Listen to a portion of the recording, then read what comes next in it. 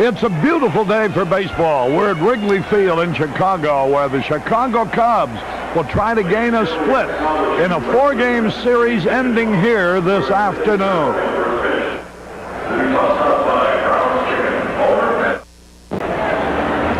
It's a beautiful day for baseball.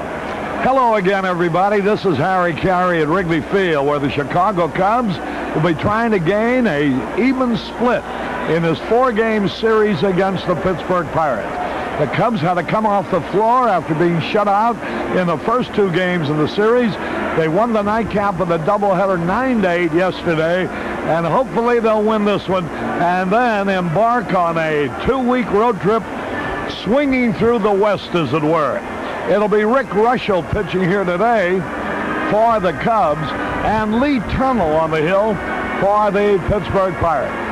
It's Chicken Day. The famous San Diego chicken will be among the attractions here today, besides the exciting baseball. And Paul Swanson, who's head of Brown's Chicken, who's sponsoring this affair on this Day of the Chicken, as it were. Mr. Swanson, hailing from Decatur, Illinois, has already thrown out the first ball.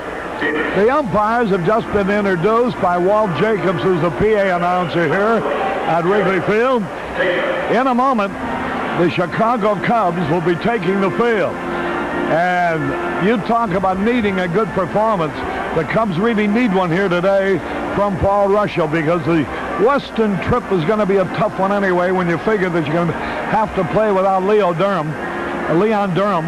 And to go away on the wings of a victory, as it were, 2 in a row, as a matter of fact, if they win this one, will enhance the possibilities of enjoying a good trip. The Cubs have done well on the road this year. They played just about 500 ball, which is the barometer for a team that hopes to have a chance to win a division title. And the Cubs certainly think that they do have that chance of winning the Eastern Division title in the National League. The Phillies shut out the Mets last night, and the Cubs now find themselves going into this game only 1 game out of first place. The Chicken has not yet made an appearance. There is a romantic note scheduled for a little bit later on in the day, along about the 5th inning.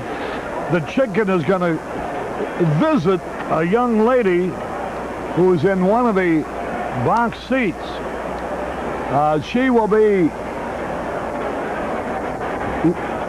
enjoying a box of Brown's chicken. And in the chicken, though, she will find, instead of chicken, an engagement ring, which will be a rather subtle way for Tony Lazzaro to ask for her hand in marriage. Now, our national anthem.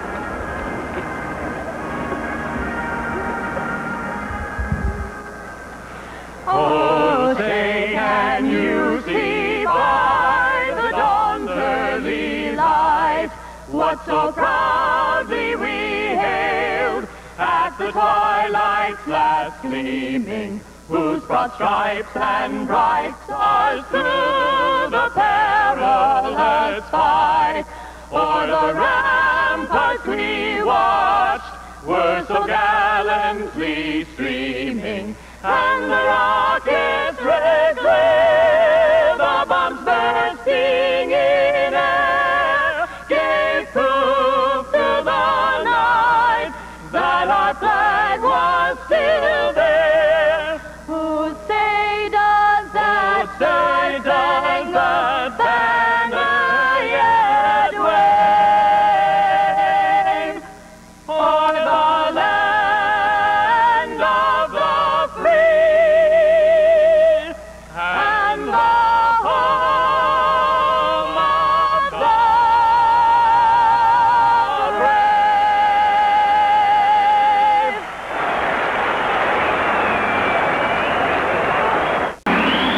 Hello again, everybody. Harry Carey and Steve Stone, and there's some things more important than others. And there is a young man named Steve whose secret cigars up his sleeve, and in his coat jacket carries many a packet to ignite, to smoke, and to feed. Poor Harry and his clean duds, after quaffing quite a few buds, When the Cubs win, wipes the foam from his chin, then laundries his clothes in the suds. Now Harry gives Steve some advice. To give up those cigars would be nice. Your oral fixation is causing asphyxiation. It's a smelly, unhealthy vice. So, my friend, have a care, and not just for the clothes that I wear. That evil old stogie will make you a prematurely old fogey faster than you can say gummy bear. I'm downwind of your foul-smelling smoke. It's no longer a humorous joke. Thus far you don't wheeze, but life is no breeze for us clean living, sweet-scented folks. Well, Harry, Nancy Walls. Harry, I was buying it all until it said clean living, and you were reading it. Here's the lineups. For the Pirates, win in center, Mazzilli in left, Madlock at third, Thompson at first, Pena the catcher, Frobel in right, Morrison at second, Belliard at short, and Lee Tunnell the pitcher. For the Cubs, Dernier in center, Sandberg at second, Matthews in left, Moreland in right, Hebner at first, Davis the catcher, Say at third, Boa the shortstop, Rushell the pitcher. The umpires are Terry Taylor behind the plate, Jerry Davis at first, Jerry Dale at second, Harry Wendelstedt at third. Here's Marvell Wynn, the first pitch of the ball game in the first strike. Take a look at the sinker of Rick Rushell. If he throws it low and away consistently today, he'll have a good day. A bouncing ball. Hey, hurry up. He doesn't cover. That's a rare mistake for a veteran. Rick Rushell broke for the ball. Hebner had already feeling the ball, and Hebner had nobody then to throw the ball to. It's an infield hit for Marvell Wynn. Hebner just was inserted at first base. A little lack of communication. It cost Rick Rushell a base hit. Marvell Wynn. You rarely see Rushell not fare well with the fundamentals of the game for a pitcher. Like fielding his position and covering first base, he's extremely good at it. Here's Lee Mazzilli, the left fielder. Marvell Wynn at first base. Boy, that's his sixth hit of this four-game series. And what a great leadoff man he's been. He's there, Bobby Dernier. Here's a long drive, deep right field. That may score the first run of the ball game. And here goes Marvell Wynn racing to the plate. He'll make it easily. 1-0 in favor of the Pirates. Mazzilli doubled into the right field corner. Here's one of those sinkers that doesn't get low and away. It stays up and out over the plate, and Lee Mazzilli pounds it into the corner for his 13th RBI. Even though Keith Moreland didn't field it cleanly, he had no shot at Marvell Wynn scoring all the way from first base.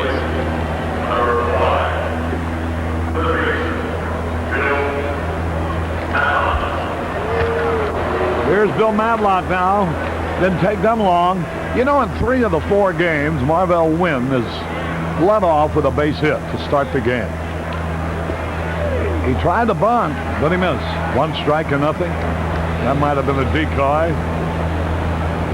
Bill Madlock hitting .258. 4 out of 8 in this series, 2 home runs included. Fastball a bit inside.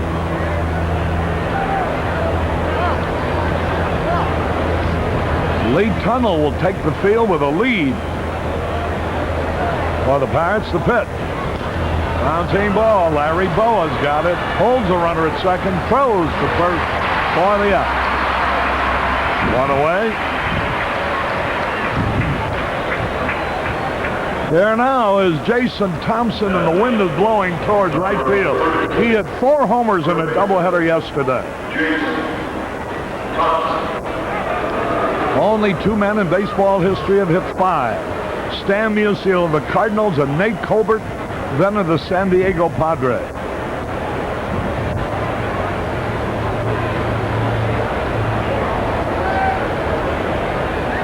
Five of his 8 home runs have been at the expense of the Cubs. There's a ground ball. Larry Boa is going to field it. He'll throw to first for the out. Jason Thompson rolled to Boa. And Mazzilli advanced to third. Here's Tony Pena now. A breezy, delightfully cool day here at Wrigley Field. There were those, myself included, who questioned Chuck Tanner's leaving Milt May in the lineup to end the game with both Tony Pena and Bill Madlock on the bench, available for pinch hitting duties. But they say Pena hasn't been swinging the bat very well, nor has Madlock. I can't see going down to defeat with those two fellas sitting on the bench. Well, I'll tell you how I think Chuck was thinking. Here's the pitch, and it's a little bit low and inside. The wind was blowing a gale out. The left-hand hitters are the guys hitting the ball out of the ballpark for the Pirates. And he was gambling that Milt May would get a fly ball that the wind would carry out of the ballpark. Here's a pitch inside, ball 2 to Pena. 2 balls, no strike. Dangerous hitter. 1-0 in favor of the Pirates. Big crowd on hand, the pitch. Swung and he fouled it off. Rick Russell with a slingshot way of delivering the ball. He always threw 3/4 as you look at Jim Fry, comfortable position, watching the game. Since the operation, Rick is slinging the ball just a little bit more than was his usual practice when he started for the Cubs in the middle 70s. Here's the pitch. Strike call. He's starting up as if he were going to bunt. That evens the count now. 2 balls, 2 strikes. He's been throwing him nothing but sinkers and sliders. He might throw him that off-speed curve here. 2-2 pitch. There it is.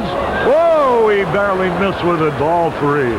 He had him way off stride, Pena, but the pitch was a little bit outside. Now he's down to 3-2. 1-0 Pirates. A scratch leadoff hit was turned into a run when Mazzilli doubled into the corner. 72 degrees here. Wind out of the northwest at 15. Swings and he fouls it off. So the ball will push, the wind will push the ball towards foul territory if it's hit straight away right field. The way the wind seems to be blowing. 3-2 pitch. He tried to check his swing and he fouled the ball off. And Russell got a break. That was ball 4. Pena couldn't get the bat out of the way. He'll have another opportunity. He's trying to jam him with the fastball. He's getting it up a little bit. That's not a good sign to Tony Pena. The pitch. Oh, he walked him. And here's Doug Frobel, the young outfielder who hit the ball out of sight yesterday. He cleared the WGN camera location in center field. How about showing us that location, Arnie? Who's behind that camera today? Bruce Moselle is back there. He's got a glove out there today, Arnie says. He'll catch it if Frobel hits another one. Boy, this guy's got a great home run swing. The pitch. Low outside. Frobel said in the minor leagues he had a pretty good idea of what he wanted to do, but when he came up here, pitchers found his weak spot in a hurry. Fastballs up and in. They exploited him early in the year. The pitch. Ball 3. And Russell is really struggling.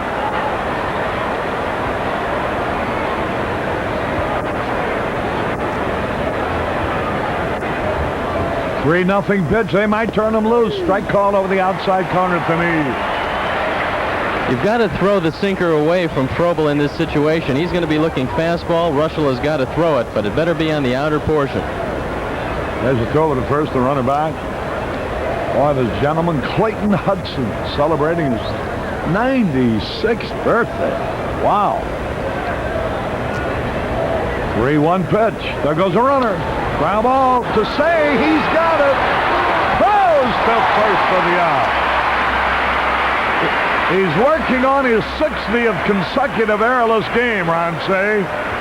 So the Pirates get only 1 run out of all that. 1 run, 2 hits, no errors, 2 left. We go into the bottom of the first, 1-0 Pittsburgh.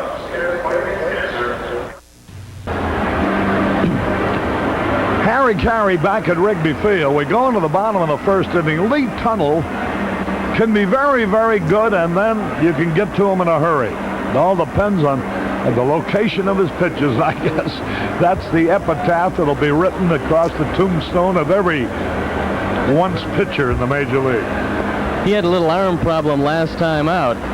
He pitched against the Phillies. Pitched 2 1/3 innings, gave up 5 hits and 5 earned runs, then left the ball game. And being shuttled in and out of the starting rotation doesn't do anybody's arm any good, Lee Tunnell's included. He's got a good fastball. It's especially effective when he keeps it down. He's got pretty good velocity. He's not one of the strongest of the starters of Pittsburgh. That's one of the reasons why Tanner has not inserted him in the starting rotation on a regular basis. He fills a spot as a 5th starter and long man occasionally. It's difficult to keep your consistency with your control when you're not in the starting rotation. So if he has some problems with the control today, the Cubs can take advantage of it, and the left-hand hitters for the Cubs will be favored. The wind will blow the ball out over the right field wall. It's very strong, blowing from left to right. The only 2 left-hand hitters in the Cub lineup will be Richie Hebner and Larry Bowa. The national anthem was sung by a group, a vocal quartet known as the Colossal Nerve. They're appearing at Orphans on Lincoln Avenue, and they did a great job with the national anthem today. Here's Bobby Dernier leading it off, hitting .316. 1 homer, 16 RBI.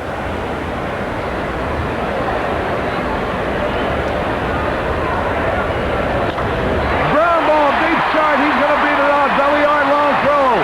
Not in time, and Belliard fell down on his face after his effort. Let's see if he's hurt. Boy, the little 5'8" shortstop. He might have twisted. He might have twisted that left foot a little bit, making a great effort. Here's a ball that he shouldn't have thrown because there's no chance to get Dernier. Let's watch it. He keeps the ball in the infield. It's driven by Madlock. Watch the backhanded play by Belliard. He might be able to throw Tony Garofalo out from there, but certainly not Bob Dernier. And it cost him perhaps an injury that will force him to leave the game. There you can see him. He planted that foot. That's the one that he turned. I don't know whether he could have thrown Tony Garofalo or not on that play, but I know he could have thrown you out. Not from there, Harry. Not without a gun, at any rate. With you carrying all those cigars? My gosh, that added weight alone would make it impossible for you to run 90 feet. Tony Barterome is out there taking a look at it. They're in trouble because Dale Berra has a stiff neck. He might be forced into action, and that's going to be it for Belliard. Nah, that's life, and then here the kid gets a chance. And I'll bet you he was so enthused about getting an opportunity to start this game at shortstop. And on the first play of the ball game, looks like he may have twisted. Let's just hope it's a sprain of the ankle and not cartilage problem in the knee. It's his left ankle, Harry. I don't think there's any knee problem at all, but it doesn't look like they're going to let him walk off the field. They want to take all the pressure off of it. They're carrying him. Here's Chuck Tanner. There's Tony Pena. And Grant Jackson, who's the pitching coach. Now Jackson takes them all by himself.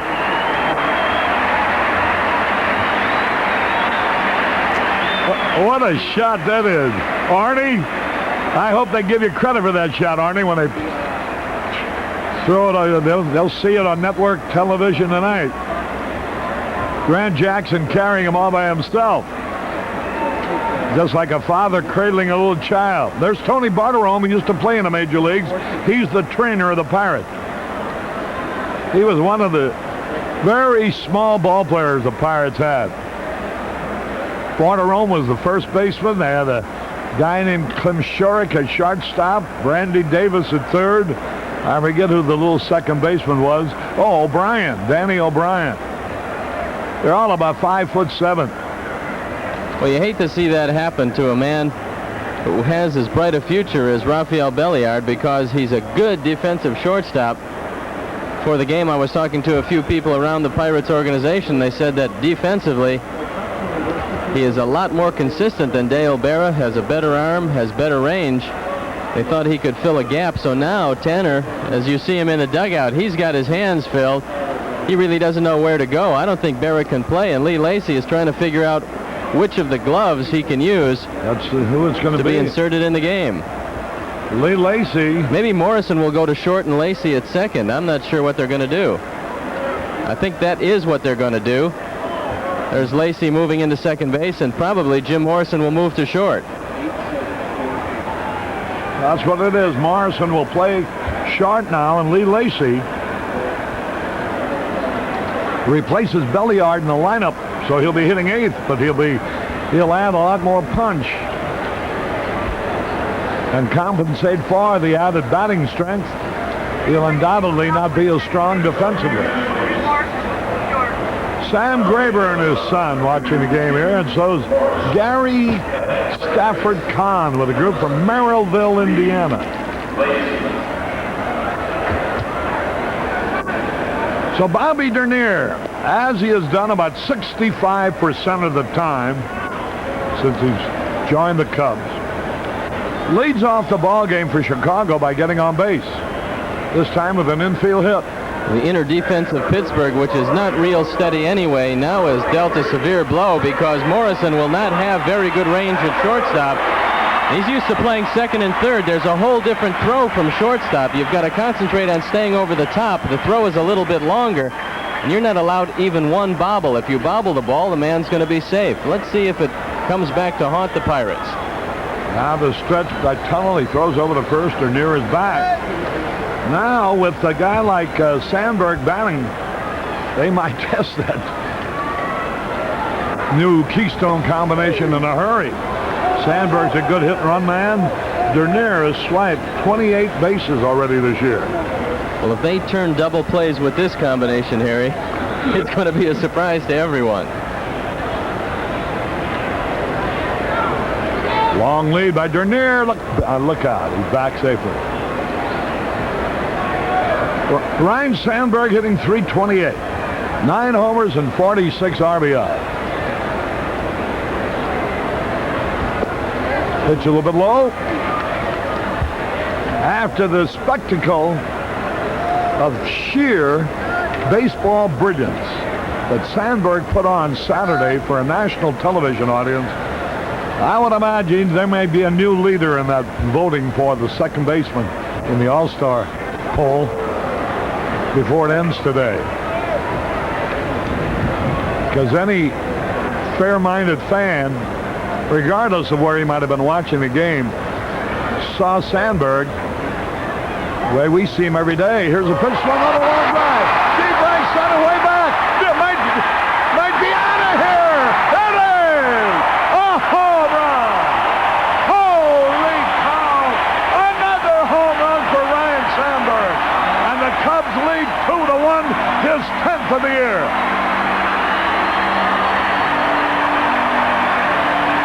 Home run number 10 for Sandberg. RBI's number 47-48. The fourth home run that Lee Tunnell's given up, and Sandberg got it up into the jet stream and it carried out of the ballpark. He usually doesn't hit him to right center field, but that one had enough to put the Cubs on top 2-0. There you see all the high fives in the dugout. Here's Gary Matthews now.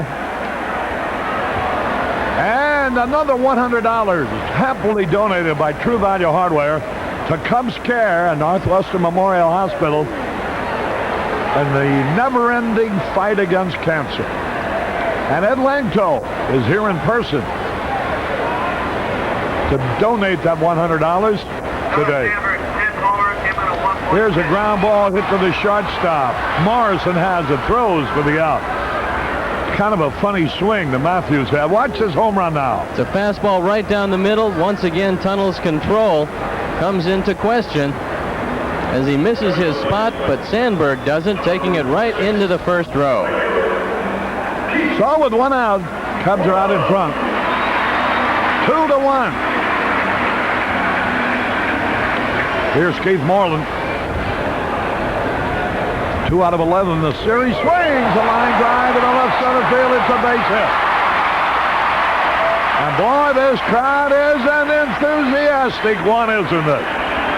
Holy cow. Boy, I can just hear him.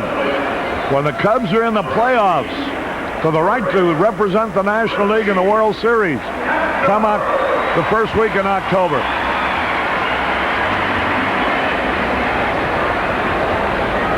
There's Richie Hebner, and the wind could not be blowing more perfectly for a hitter of his stature and ilk.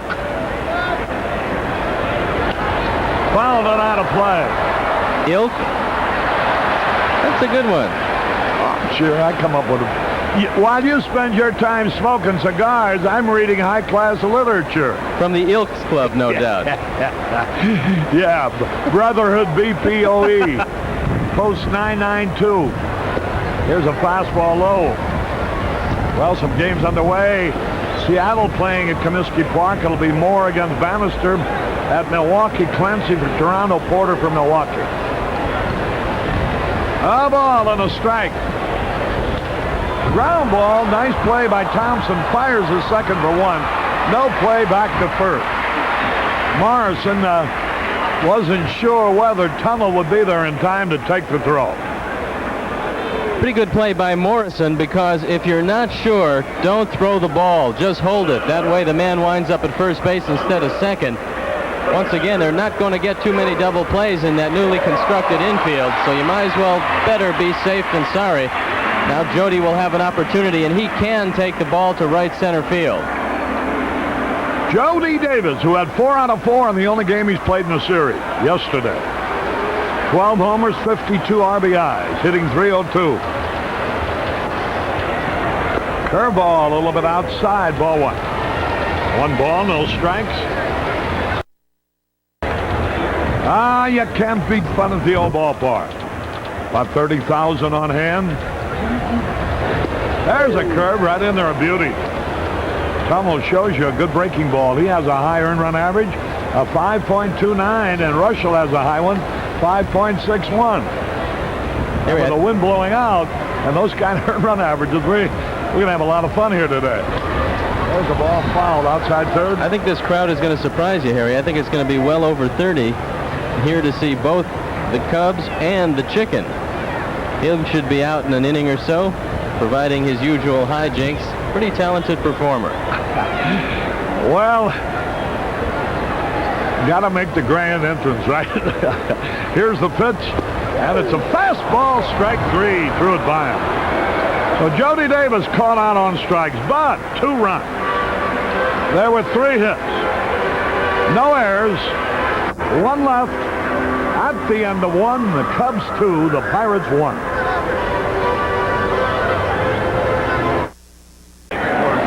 Harry Carey back at Wrigley Field. 2 of WGN's radio executives, operation manager Ken Morris and news director Dave Ellsworth, watching the game here. Here's the pitch to Jim Morris on a ground ball. Say can't reach, but Boa does, and he throws him out.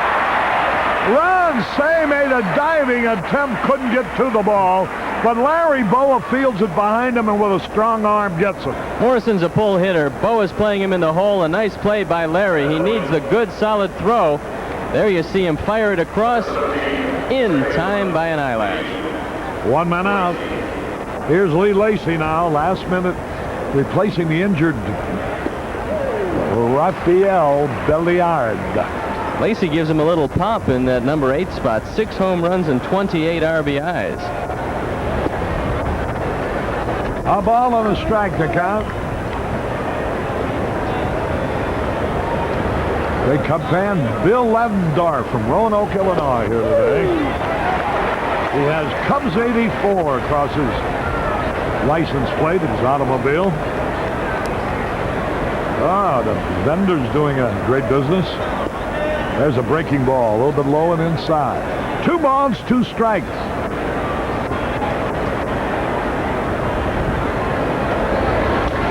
Base hit to right. Lacy went right with Russell. That'll bring up Lee Tunnel. Tunnel 1 out of 7. Marcy Barker of Deerfield enjoying the game here today. I looked for Tunnel to sacrifice. Lee Lacy said that This is the last year of his contract. He's not concentrating on stolen bases as much as he is just trying to hit the ball out of the park and go for RBIs. He was going to bump, but he took the strike instead, called. Of his 7 times at bat, Tunnel has fanned 3 of the 7. He has 1 hit. Hey, get a good look at Lacey. Fastball high. A ball and a strike. Tunnel would like Richie Hebner to field this ball. Hebner is not a first baseman.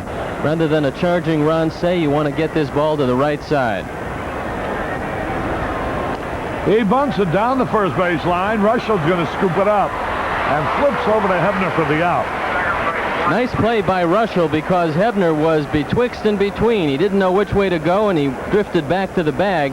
Russell had to come over and take it, running almost all the way to first base. Take a look at it again. Tunnel gets it right where he wants it. And here comes Big Rick over to make the play.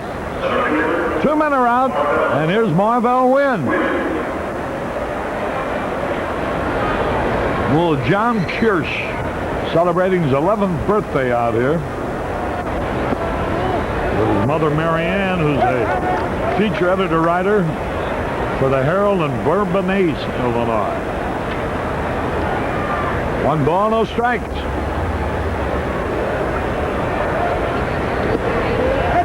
Boy, this Marvell Wynn was a local kid out of Hirsch High School. He's hitting .289. As of right now, he's hitting .290. Raised his average a point with that hit in the first inning. He's really worn the Cubs out. He is hitting .306 for the year against the Cubs. He's had 6 hits in this series and 15 times at bat. So he has been a great leadoff man.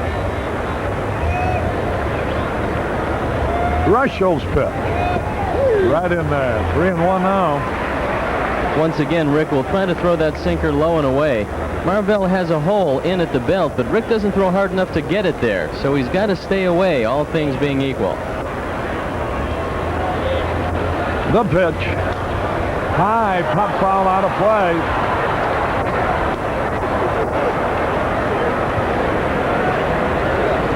Ryan Sandberg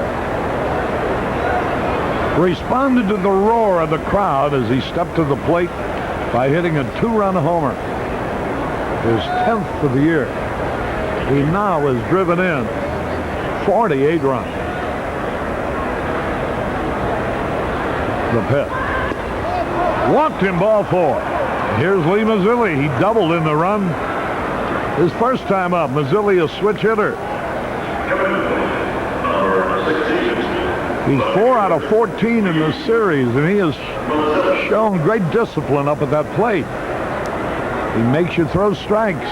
Mazzilli said something interesting before the game, Harry. He said, forget about Parker and Easler. The man that really hurt the Pirates was Richie Hebner leaving him. He felt it was a big mistake for the Pirate brass. Here's the pitch inside. I think they'd be the first to admit to that mistake.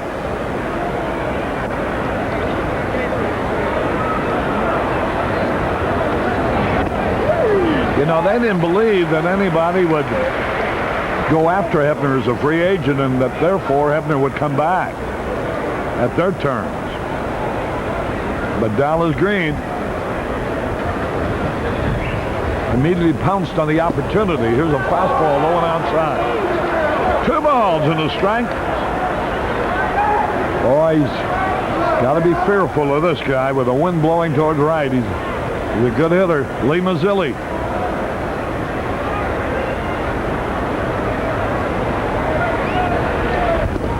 Strike on the outside corner. You see Jody pounding the glove inside to make Mazzilli think that Russell is coming there and then slowly drift to the outside. It's easy for the man at second base to give location with either his head or hands. Now the pitch. There's a high drive in the right field. Should be caught. Moreland comes over and he hooks. Mazzilli flied to Moreland in right center. Moreland instinctively took a backward step and then had to recover. Ran laterally and hauled it in. No runs. 1 hit, no errors. 2 left again. We go to the bottom of the second. The Cubs 2. The Pirates 1.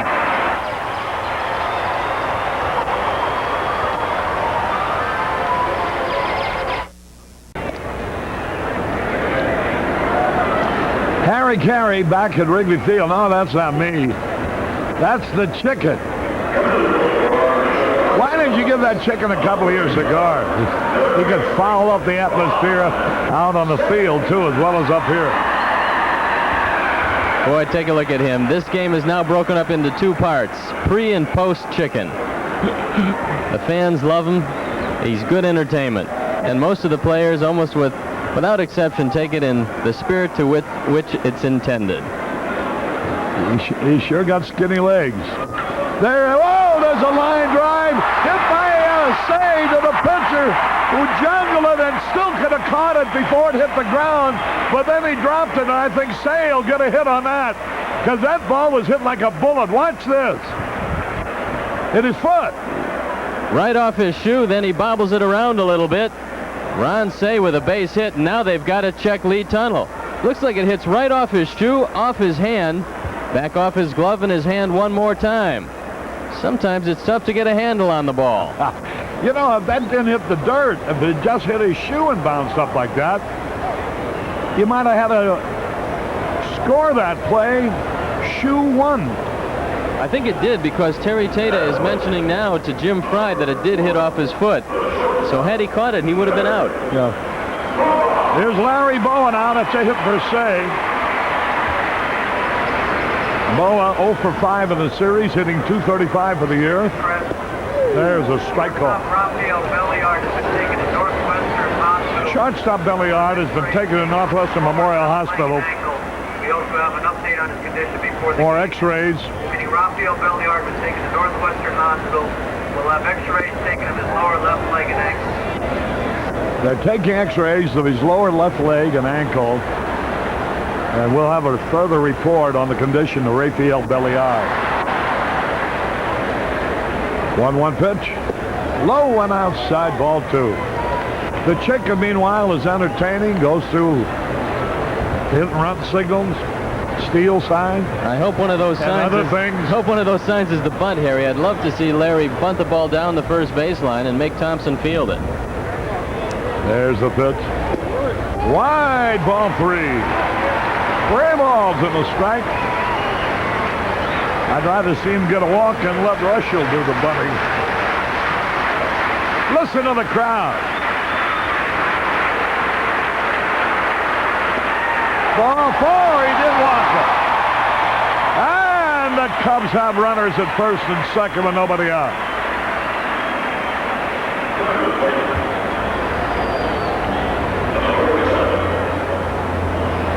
Now let's see the little huddle around. Well, with an outfielder playing second base, Bill Madlock is the team captain. They're making sure they understand what's to be done when Russell bunts. Well, Morrison hasn't been at shortstop either, so two infielders really have no idea about the defense. Madlock is explaining it to him. What usually will happen is Lacey will have to break to first.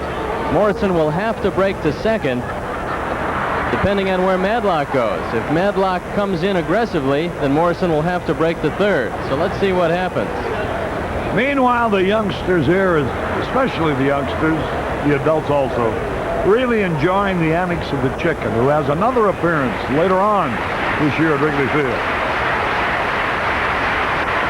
Whoa, did it hit him or did he bunt it foul? He bunted it foul. Well, that's a good way to break up the sacrifice. Throw the ball right at the batter. Rick was pretty lucky. He was able to get the bat in the way of the ball. That one was right in the middle of his Cubs logo. You're watching Chicago Cubs baseball through WGN Channel 9, Chicago, America's #1 sports station, where you see the news each evening at 9, on 9. Strike called. He was going to hit away that time. Now Russell's in the hole 0-2. Bobby Dernier on deck. There's Lee Tunnell.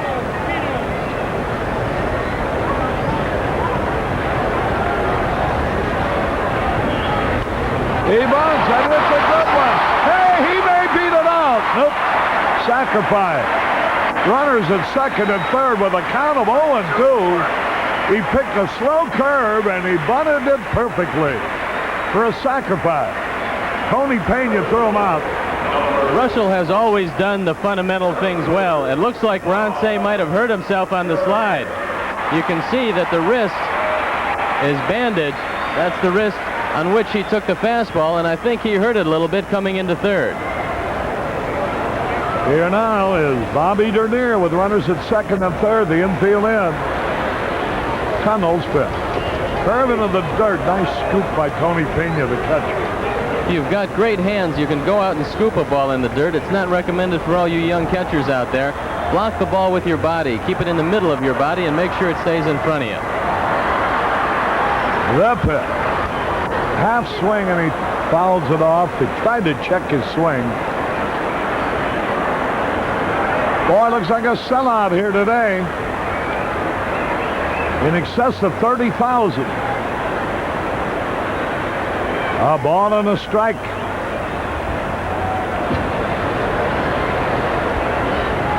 Bobby Dernier, the hitter. Runners at second and third. Only one out. Right back to the pitcher, and they got Say trapped between third and home.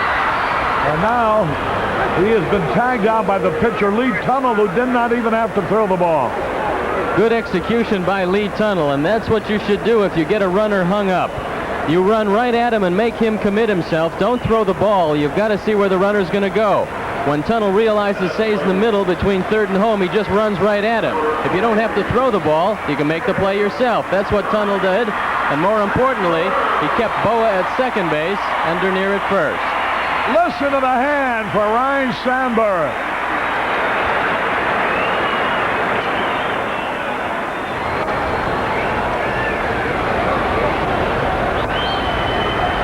Two men out, 2 men on. The pitch. Curveball a little bit high, ball one. 1 ball, no strikes.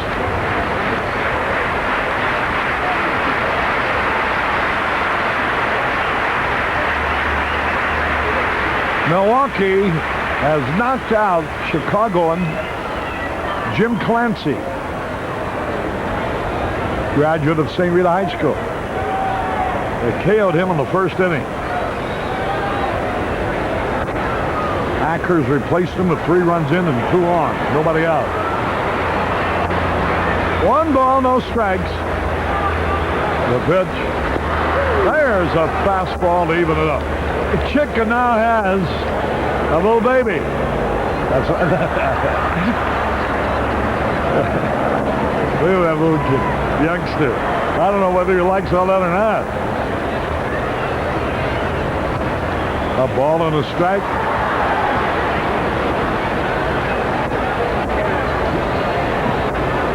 John McDonough's little daughter, Colleen, is the little baby that the chicken was holding. The pitch. Bouncing ball, deep shot. Morrison fires in time at second base for a force out. Boy, Dernier almost beat it. No runs, 1 hit, no errors. 2 left at the end of 2. The Cubs are out in front 2-1.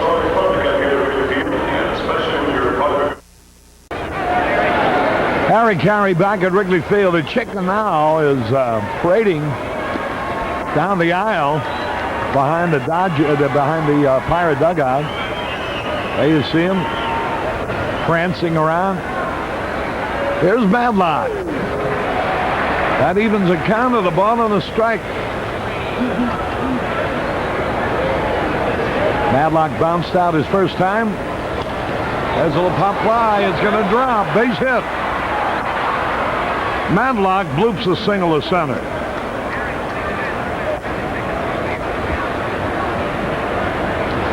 Just to give you an idea of the relationship between the players and the chicken. Now watch Bill Madlock. A lot of good-natured kidding back and forth. Here's Jason Thompson. A runner at first. Nobody out.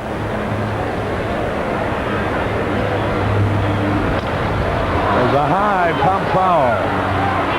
Gary Matthews chasing him because of, hey, just barely fouled too. The wind. Just a long strike. Jason Thompson. If you can keep him hitting the ball towards left field rather than right, at least you might keep him in the ballpark. Well, in years past, he was able to take that ball to left field and drive it out of the park. But this year, he started out a little bit slowly. And he lost that stroke to left field, and now you can contain him that way. When he was hitting the ball to all fields and hitting him out of the park, he was a tough man to keep in the ballpark. So Russell will try to keep the ball away and down preferably. Here's the pitch. A little bit low. A ball and a strike.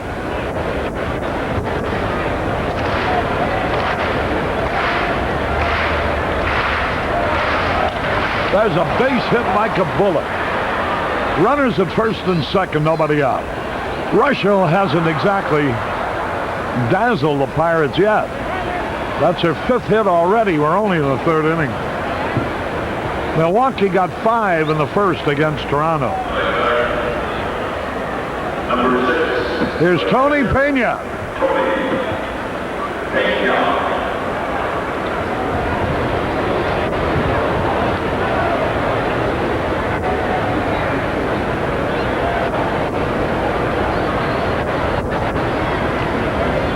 You know, radio stations and television stations being our business, we have a conception of. Here's a pitch to Pena. Drive, left field, going back. Gary Matthews makes the catch. Oh, I'm glad he hit that to left and not right today. 1 out. There's the chicken.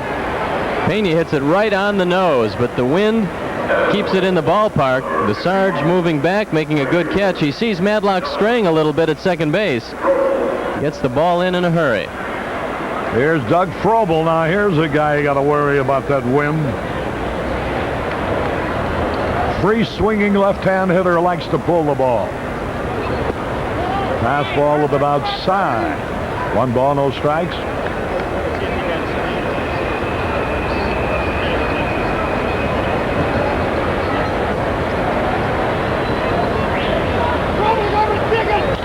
Double play ball. Sandberg. Boa. Double play. From Sandberg to Boa to Hebner. 4-6-3 and out. No runs, 2 hits, no errors. 1 left. And we go into the bottom of the 3rd. The Cubs 2, Pittsburgh 1. Harry Carey back at Wrigley Field. The chicken just bowled over Tony Pena at home plate. Scoring in pantomime. Now he's going to do it again. Watch him.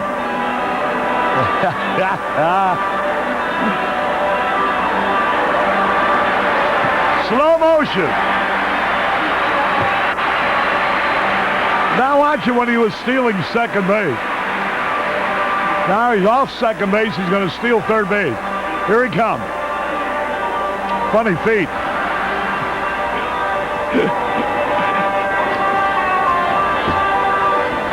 Now here he is going to steal home again. Here he comes. That doesn't need any color, Harry. That's as colorful as you're going to get. You know, I mentioned in our business, we know radio stations and we know television stations. We have an idea of the towns they're in and so forth. Newspaper business, I don't know that much about. I mentioned the other day about a column written by a Melissa Isaacson. And the only way I had any idea where the column came from was because her mother sent me a copy of it. And it was, I think it was Cocoa Beach, Florida.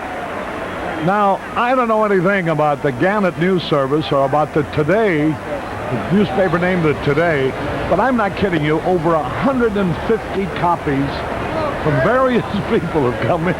So, can Cocoa Beach be that big? Here's Gary Matthews to lead it off. 2 balls, no strikes.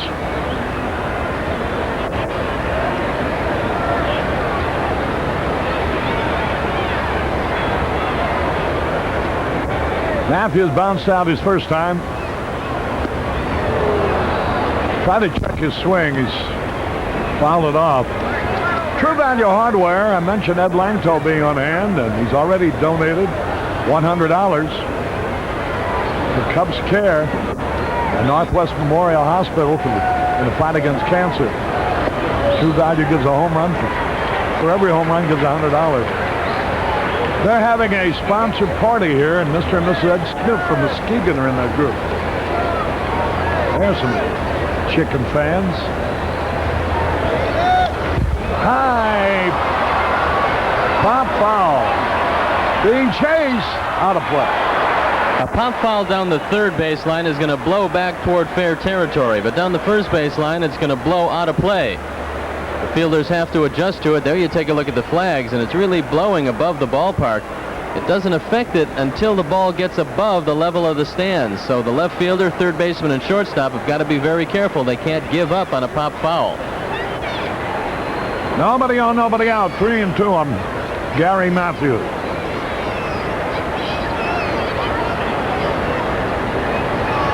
Ball 4. Matthews leading the league in walks.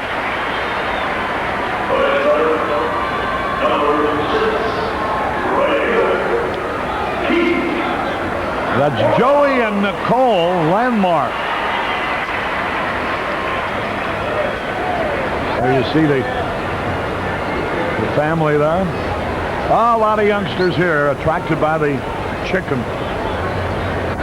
Here's Moreland. Singles first time up. Fastball right in there. Lee Tunnell has struggled a little bit with his control here. That's to be expected, but now the Cubs have to take advantage of it. A squandered opportunity in the second inning. We've seen many times where that's come back to haunt the ball club. You want to put him on the board as quickly as possible and perhaps get into that Pittsburgh bullpen. Into the dirt, a wild one. There goes Gary Matthews. A wild pitch. Tony Pena almost wound up at second base on this play.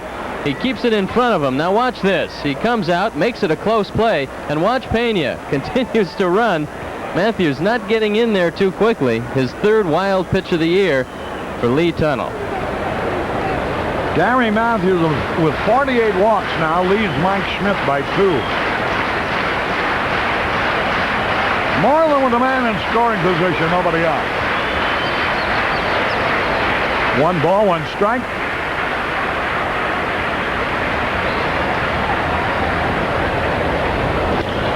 Right back to the pitcher, and they got Gary Matthews caught. Oh, boy, that was really not a good base running play there at all. You've got to make the ball go through. Gary Matthews got hung up. Not much of an excuse for a veteran to make a play like that and take himself out of scoring position. Now there you see, Tunnell looks around, which is what he should do. We've seen him execute well in the infield. A 1-throw rundown, that's what you look for. Here's Hebner now. 1 on, 1 out. Swings and he fouls it off. Hebner, who can hit that long ball, is the only left-hand hitter in the Cubs lineup. It's the son of the chicken.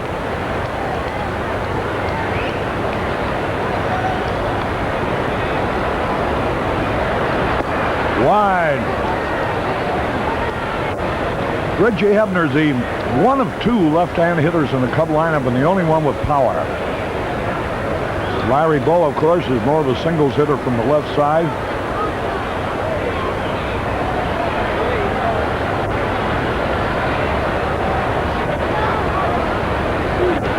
A ball and a strike.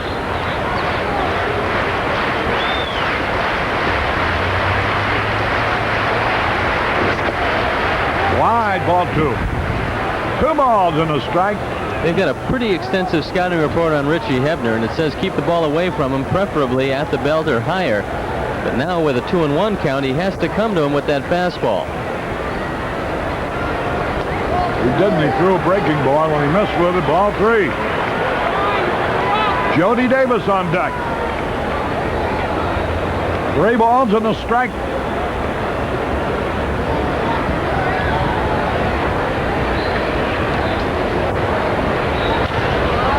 Ground ball hit him right field. Base hit. Here's runner on second, racing to third. A good throw's got a chance to get him. It hits the runner, and Moreland is hurt. It hit Moreland in the back of the head. He's coming to his knees like a punch-drunk fighter. Runners at first and third with one out. A strong throw by Frobel, but it hit Moreland right in the back of the head. There's Jim Fry with his arm around him. This throw's got a shot at Moreland, but we've seen for the second time in 2 days a throw hit the runner to the Cubs' advantage. A good, strong throw by Frobel. I guess this is why they call him Zonk. That ball zonked him in the back of the neck. They're still looking at him. Let's take a look at it. The throw comes in as Moreland goes into his slide. That had a hurt. He's going to stay in the game. He's feeling his head. Well, a linebacker at the University of Texas, it takes more than a beanball to hurt him. Fortunately, that helmet didn't come off when he was rounding second base. The Cubs have something going. Runners at first and third, and the fact that Lee Lacy is unaccustomed to second base allowed that ball to sneak through there. Johnny Ray would have been in front of that easily. Here's Jody Davis.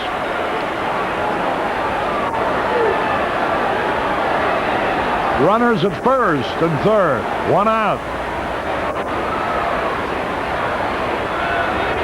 Whoa, he had a cut.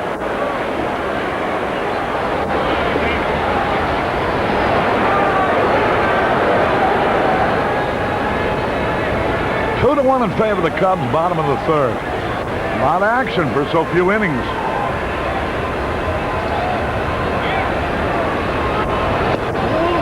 Fastball a little bit low. A ball and a strike.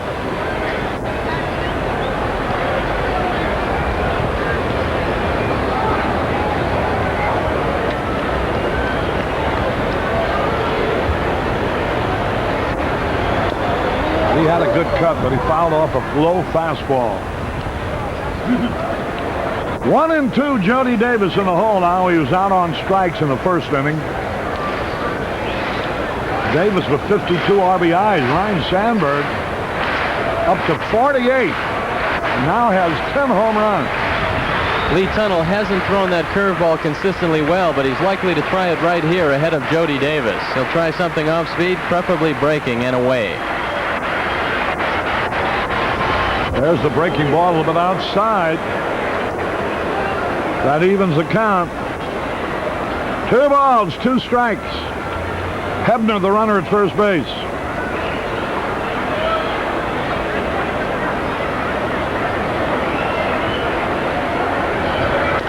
Bouncing ball.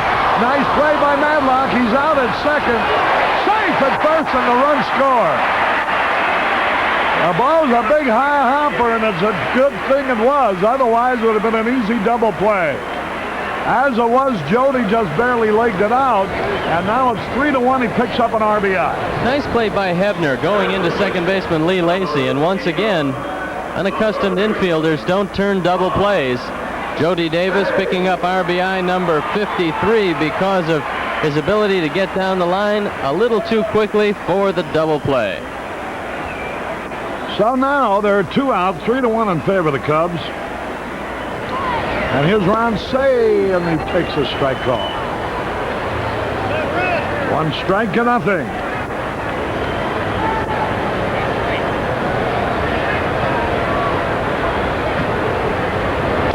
A high hopper foul down the third base line.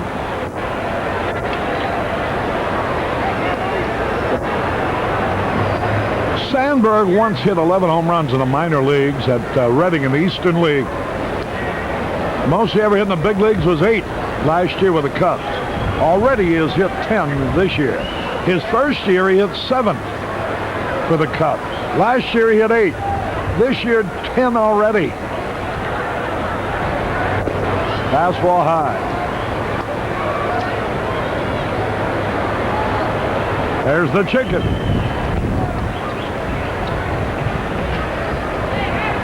One and two the count. Ball is low. Evens it up 2-2 on the Penguin. He singled his first time at bat. Now to stretch the pitch. Ball 3 is low, and now Jody will be going with a pitch. An automatic hit and run. 3 balls, 2 strikes. Marvell Wynn is playing Ron Say straight away center field. That's unusual. He pulls the ball a little bit more than that. There's a ground ball hit to the shortstop. That'll be easy. Morrison's peg in time to retire the side. Cubs pick up a mere 1. 1 run, 1 hit. No errors, 2 left. Milo will be joining Steve here in a moment. This is Harry Carey at Wrigley Field, where at the end of 3, the Cubs are out in front, 3-1.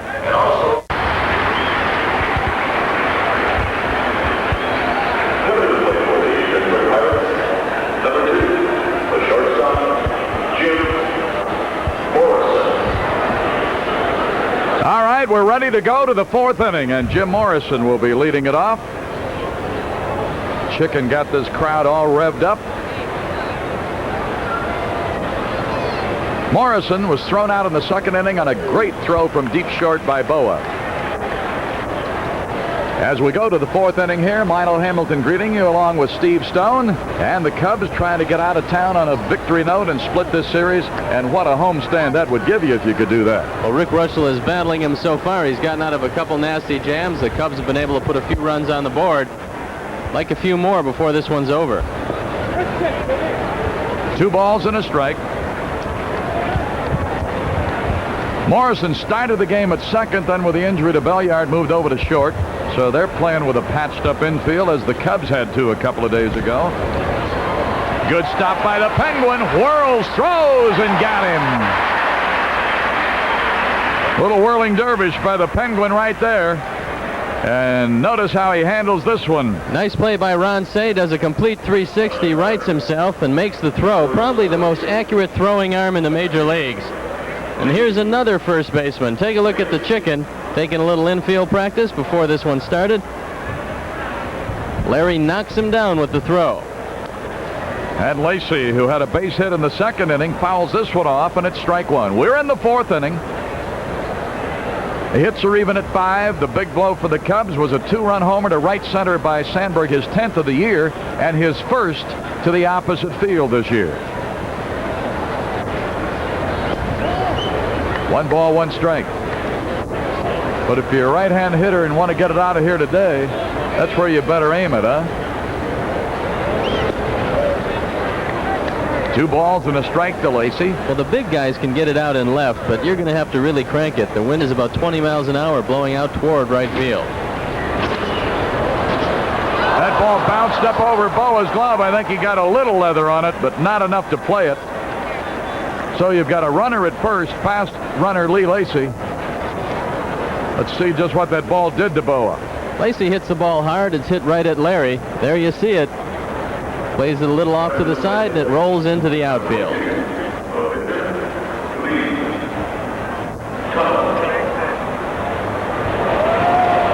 The scorer has given that as a base hit. Fans not real happy with that one. There's a bunt. Russell off the mound in a hurry. His target is Sandberg. And that's a 1-4 sack. Makes it 2 away, moving Lacey. And you go up to the top of their order with Marvell Wynn. Wynn has had a hit and a walk today. Wynn is not swinging at the ball off the plate outside. He's taking that one, and Rick hasn't hit the outside corner. Marvell is a pretty tough hitter for Rick because he doesn't have a good enough fastball to get it in under his hands. There you look at Chuck Tanner looking out at his charges. Center field should be easy for Denier. And it is. Side retired. No runs, 1 hit, no errors, and 1 left. In the middle of the 4th, the Cubs are leading the Pirates by 2.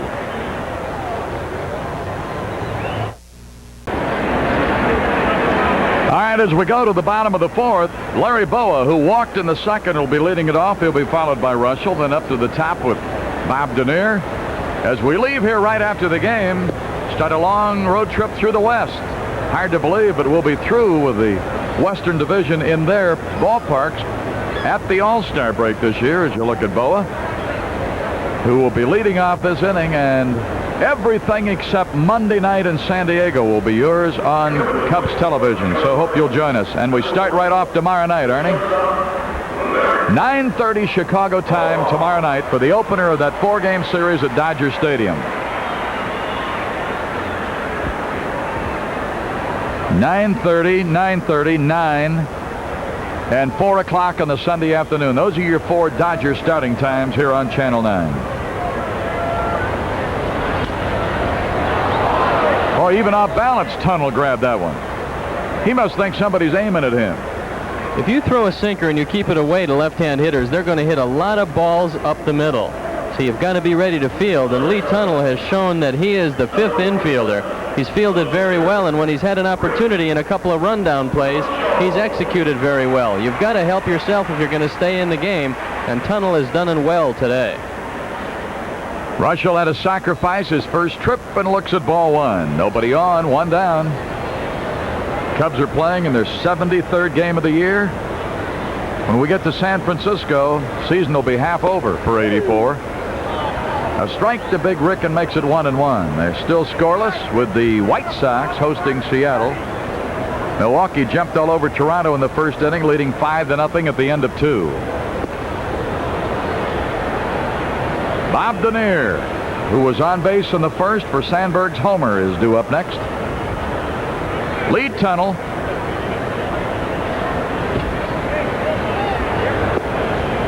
Two and 2.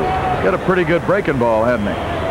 He throws it well, but he hasn't thrown it over the plate quite as much as he'd like to today. That's not being out there on the mound, but it breaks sharply. 3 and 2 to Russell. Hey, that's a pretty good seat.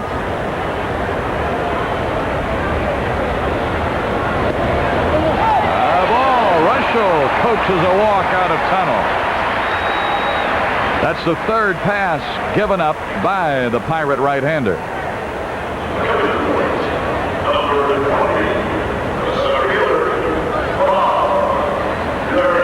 Sheriff Dave Ellsworth up with a distinguished group today.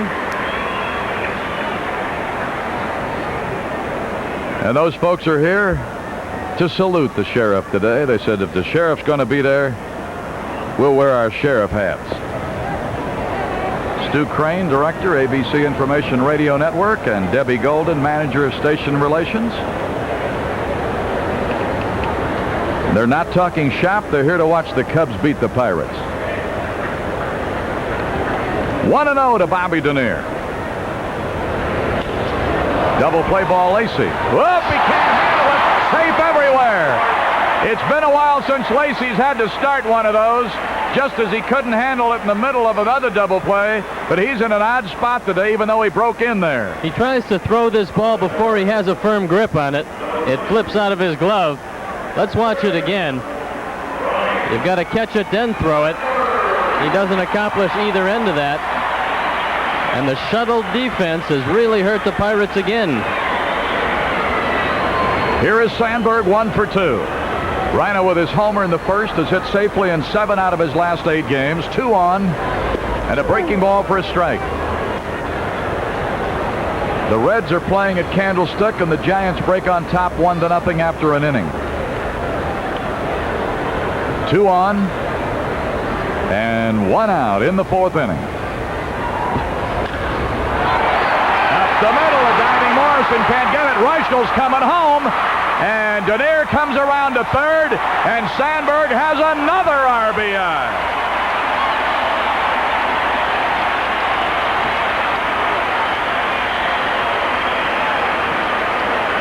Sandberg's 49th RBI just by the diving Jim Morrison. He almost gets a glove on this. Russell scores easily. No problem for Bobby Denier to go into 3rd base, and Sandberg with 3 of the 4 Cubs RBIs today. So Lee Tunnel has fallen behind 4-1 now, and Gary Matthews, who walked his last trip He'd like to atone for that running rock right here and get Denier home. Your two speed burners are on. Denier third, Sandberg first. That's the way it looks from the far end of the Cub dugout. The ball bounces away, but no chance for anybody to move. What about that play that bounced away from Pena? What about 60 feet up the third baseline, and he almost threw the guy out at second? He almost wound up at second base. He ran halfway into the infield. He's quick behind the plate. He's able to keep the ball in front of him. And Matthews almost didn't get down there. He thought, well, this is a pass ball. I'll just take my time, and he was in by a step only. A little tapper up the third base side. Madlock's got to throw to first. It's out. But Rhino moves down to second. Denier has stepped on the pay station, and it will go as a run batted in. That was a close play at first base. Dernier's speed set this one up because anybody but Sandberg or Dernier, and Madlock has a play at the plate. He doesn't have one here, and he's got to fire across, getting Matthews. Not before Matthews knocks in his 35th run of the year. That gives him a dozen RBIs against the Pirates alone. A ball to Moreland. Moreland's been on twice, singled in the first, reached on a fielder's choice in the third, and later came around with the third Cub run. So Sandberg, second base. 2 down. Breaking ball just missing. 2 runs are in, and it's a 5-1 Cub lead. Batted in today by Ryan Sandberg is his 49th for the season, which is 1 more than he had the entire 1983 season, and 5 shy of his major league high set in 1982. That's a ball. So with that RBI, Rhino has surpassed all last year.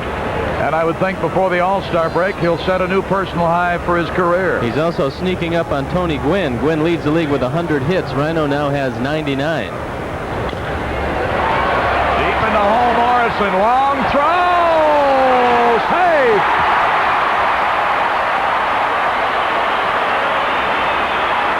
So Moreland gets a leg hit. Nice play by Morrison, who's unaccustomed to shortstop, and he's got to make the longest throw on the ball diamond. Watch this one. Well back in the outfield, he plants the right foot and fires. Makes it a close play, but Moreland gets one of those infrequent leg hits. Not a bad play for a guy who hasn't been there too long. Moreland beats the rap. So they're got a patched up infield. Cubs did a little of that in this series too, when they had to play Moreland at third and Hebner at first. But that's why we all play 162. Hebner pops one foul down here to the left.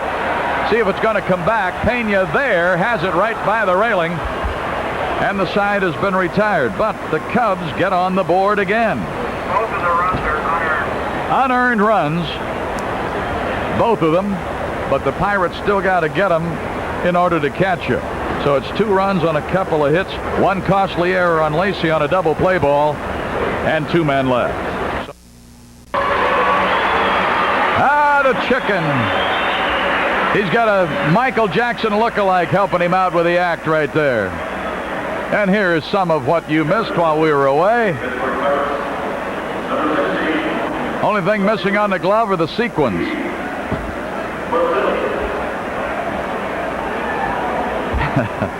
All right, now let's go back to it right here in the 5th. Milo Hamilton and Steve Stone as Mazzilli, who drove in a run with a double into the right field corner in the first inning. Then in the second, flied out to right.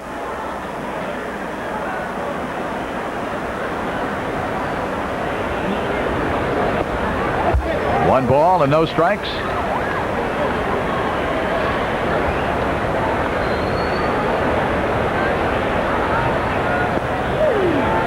One and one. Mazzilli has really surprised us with his glove work. He's played an outstanding left field, cut off some doubles, and made some fine catches against the ivy. 1 ball, 2 strikes. Hard to believe, though, with him playing every day, that batting average is at 224. Well, you remember a couple years with the Mets, he was up there, wasn't he? And a soft liner to Rhino, and it's 1 away to start the 5th inning. I think that average is going to creep up, Milo. He's been inserted into the lineup and played the greater portion of the month. There you see Sandberg with the line drive catch. But it's difficult when you start the season on the bench and you don't get your timing, suddenly to have to go back and try to get your timing again. It'll come to him. He's a pretty good switch hitter. 1 ball to Madlock, who had a base hit the last time up. He's 1 for 2. Madlock has had 5 hits in this series and didn't play in the 3rd game. He's up to 260 now. So he's been creeping up the last 10 days also. Russell's been struggling a little bit, but he's coming on the last couple of innings. He's stranded 6 Pirates and given up 6 base hits, but he's made the big pitch when he's had to. Line drive. When Madlock's in a groove, he just hangs out ropes, and there's one of them, and now that's 7 hits off Russell. So the hit column is even at 7. A few people down around the Pittsburgh club have said that Madlock has really struggled with hard throwers, that they're getting inside on him, breaking his bats. But Russell doesn't throw the ball particularly hard. Madlock feels pretty comfortable, and he's swinging the bat well. Jason Thompson 1 for 2. The single in the 3rd pushed his batting streak up to 9 straight games. So Madlock at first with 1 out. 1 ball and no strikes. Thompson, who had a day he'll never forget yesterday, a doubleheader with 4 home runs, 2 in each game.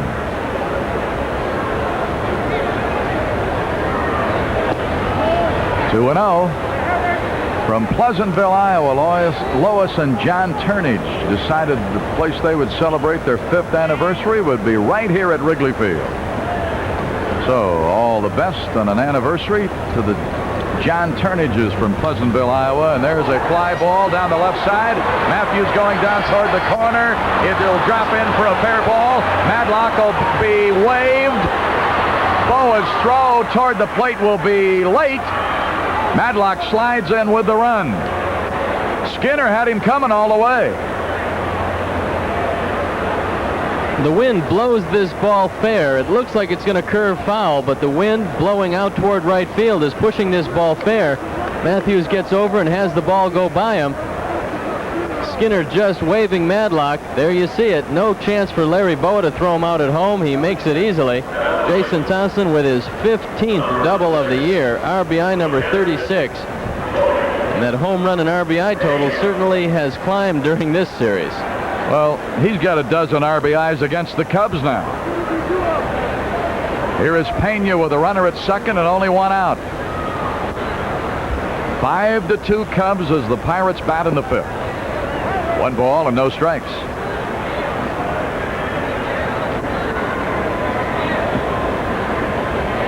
Pena will be followed by Frobel, who demonstrated yesterday he can jerk him out. Base hit through the hole. Matthews will charge. Thompson will come only to 3rd. So 3 straight hits after the 1st out, and they've set up shop here against Russell in this inning. And that's got the phone ringing for Johnny Oates in the bullpen. 9 Pirate hits. Nobody's gotten up yet. It'll either be George Fraser or or Stoddard, and it looks like it's going to be George Fraser taking off the jacket, and now Billy Connors is coming out to talk with Russell. Good base running on the part of Thompson. He had to hold up at second base to see if Larry Boa could knock the ball down. If Boa makes the play in the hole and Thompson's running, then he'll have a play at 3rd base. But by holding up, he ensured Pena of the base hit could only advance to 3rd, but now the double play is in order. So Frazier tuning it up in the left field bullpen. Connors buying some time and also trying to find out from Jody a little bit about Russell's stuff right now, because he's given up 3 more hits in the inning and has now surrendered a total of 9 hits. And here's a guy yesterday that had to get the tape measure out for a couple of times, Frobel. Today he has bounced to 3rd and grounded into a double play. So let's see if Rick can use that sinker, and he just did. He hits that one. Could have been another double play. The last time up, he tried to pull the sinker away and grounded into a 4-6-3 double play. If he goes to left field with it, he'll have more success. Long look by Russell. 1 ball and 1 strike. Seattle gets on the board and moves ahead of the White Sox 1-0 after 3.5. Here you have Thompson at 3rd and Pena at 1st. 1-1 to Frobel. 2-1. Guante is warming up in the bullpen for the Pirates. This is a big pitch for Rick Russell. He doesn't want to go 3-1 and have to lay the ball in there. He'll try to get him with the sinker away. That home run for Seattle was Dave Henderson for the run. Now it's a 3-1 count, and Russell struggling noticeably here. He just can't make a mistake to this fellow. His overall stats are not impressive, but when you see him hit blows like he hit yesterday, oh, he can really swing that bat. Runner going at first. Strike called. Throw down. It's going to be out. What a throw by Jody Davis. Just a marvelous throw. Chuck Tanner gambling, wanting to stay out of the double play. Frobel takes a strike down the middle, and Jody fires. A nice play by Larry Boa, picking the ball and then moving across to make the tag. The throw is on the third base side of the bag. Larry takes it in front of the bag and then comes to make the tag. All right, now you got a payoff pitch due to Frobel. Thompson still at third with 2 away. Here's the pitch. Swing and a base hit into right field. Thompson will come home, and it's a 2-run game. The 4th straight hit. Broke his bat, but got a line drive single to right. That's hit number 10. Morrison will be stepping in. Fry and Connors talking it over in regard to Russell.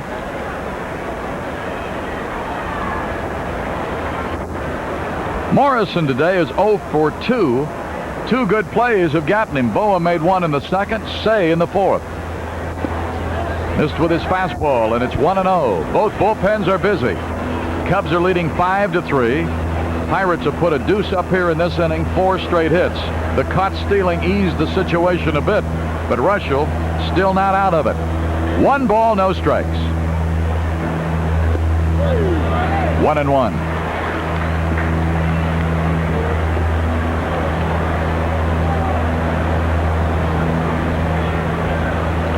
Russell and Tunnel both still in the game, and both have given up a lot of hits.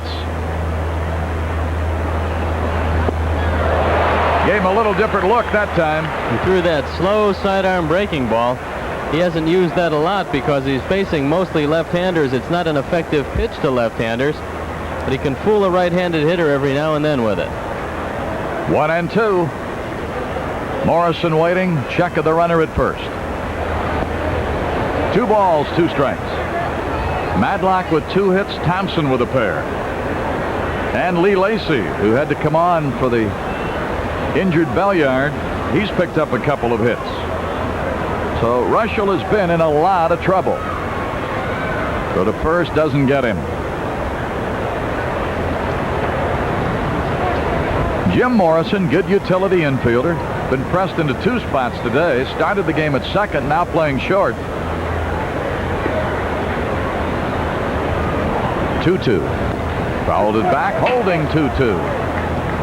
As far as we know now, Trout will open up the Dodger series tomorrow night. Talked to Billy Connors, and he said that his finger is okay. He's been putting a lot of ice on it, and they don't anticipate any problems.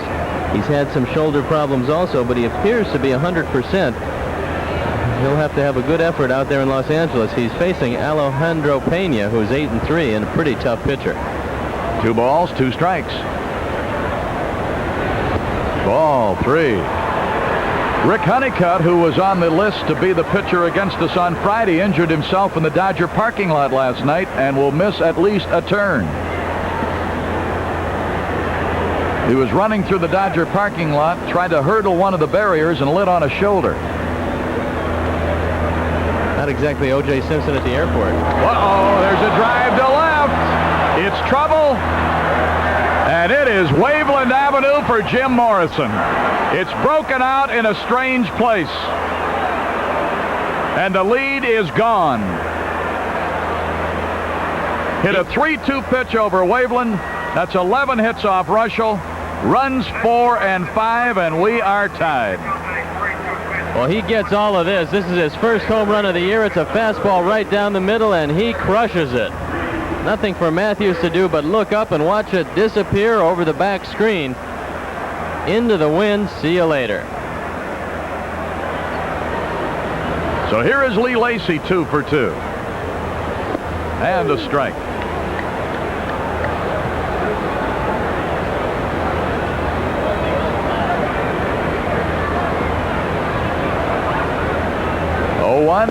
And that's strike 2.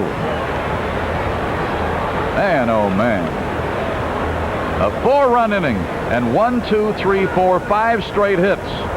If he doesn't get the caught stealing on the great play by Jody and Boa, they're in front. That's how big that caught stealing was. Lee Lacy waiting on an 0-2. A little tapper is going to die in the grass. Base hit, and Lacy's 3 for 3. That ball took a bad hop for Rick Russell. Instead of spinning toward the line, which it usually would, it bounced back toward the field of play. Watch it. Here you see it takes an abrupt right turn instead of a left. Settles right there. The 6th base hit in a row for the Pirates. And with Lacy running, nothing to do but just let it lay there and hatch. Tunnel has been up twice, sacrificed each time.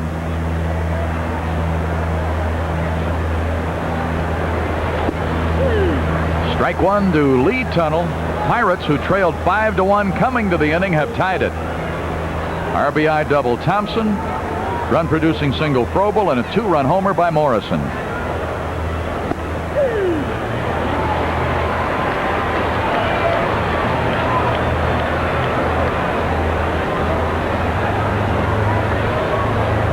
Six straight hits after Mazzilli lined out to start the inning. Struck him out. Side retired, but the Pirates have an inning. They get 4 runs on 6 hits. No errors and 1 man left. So in the middle of the 5th, the Cubs have to start all over again. We're tied 5-5. And the beautiful skyline as you look out over Wrigley, and the folks in the bleachers are in the dress code of the day. But right now, Jody Davis, Ron Cey, and Boa have to do something about this score again as Arnie Harris brushes one of his famous Wrigley Field portraits for you. Lee Tunnel was going to leave this game for a pinch hitter, but he can thank Jim Morrison's towering home run for his appearance out here in the bottom of the 5th inning. It's a brand new ball game for Lee Tunnel and the Pirates, and now the Cubs have to go to work and try to tack some more up on the board. Now those missed opportunities in the first couple of innings loom large as Pittsburgh has come roaring back.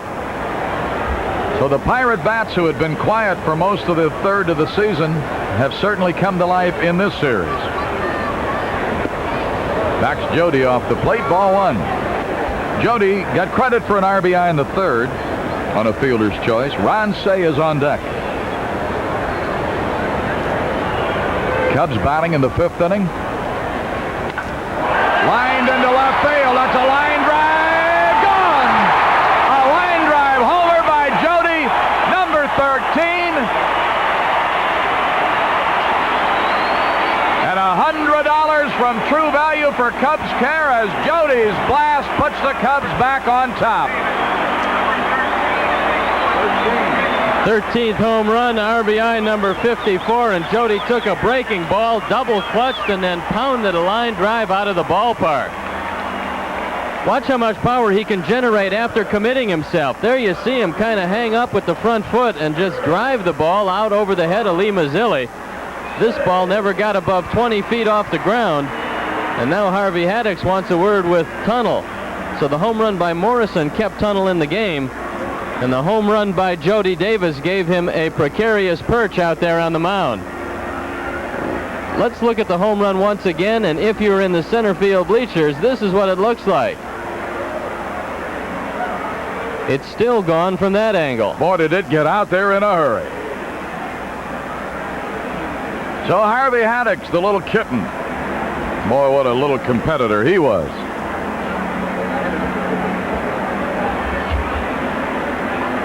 So now they have talked it over. They've got Guante throwing in the pen, and Ron Cey will step in 1 for 2. I'd be a little surprised if Rick Russell came out for the 6th inning. I don't know what Jim Fry has as a game plan, but Rick was struggling, obviously. Might be a good time to put George Fraser in and start him off fresh at the top of the inning. That's a strike. Speaking of Harvey Haddix, remember that great game he threw at Milwaukee, you realize that was 25 years ago? Fouled off. I remember driving home that night. You could pick up the Milwaukee games in those days. And Earl Gillespie was describing that game.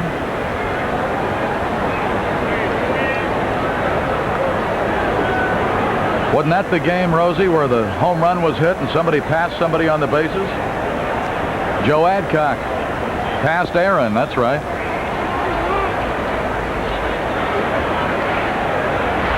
Harvey Haddix. 1 ball, 2 strikes.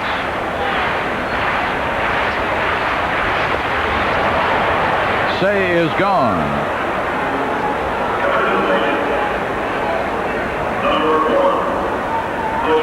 Here's Larry Boa. He has walked and tapped one to the mound.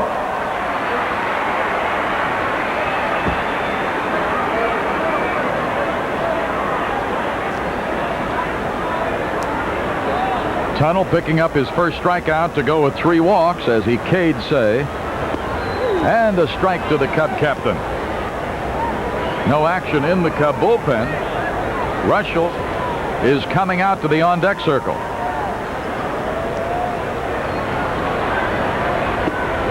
Another strike.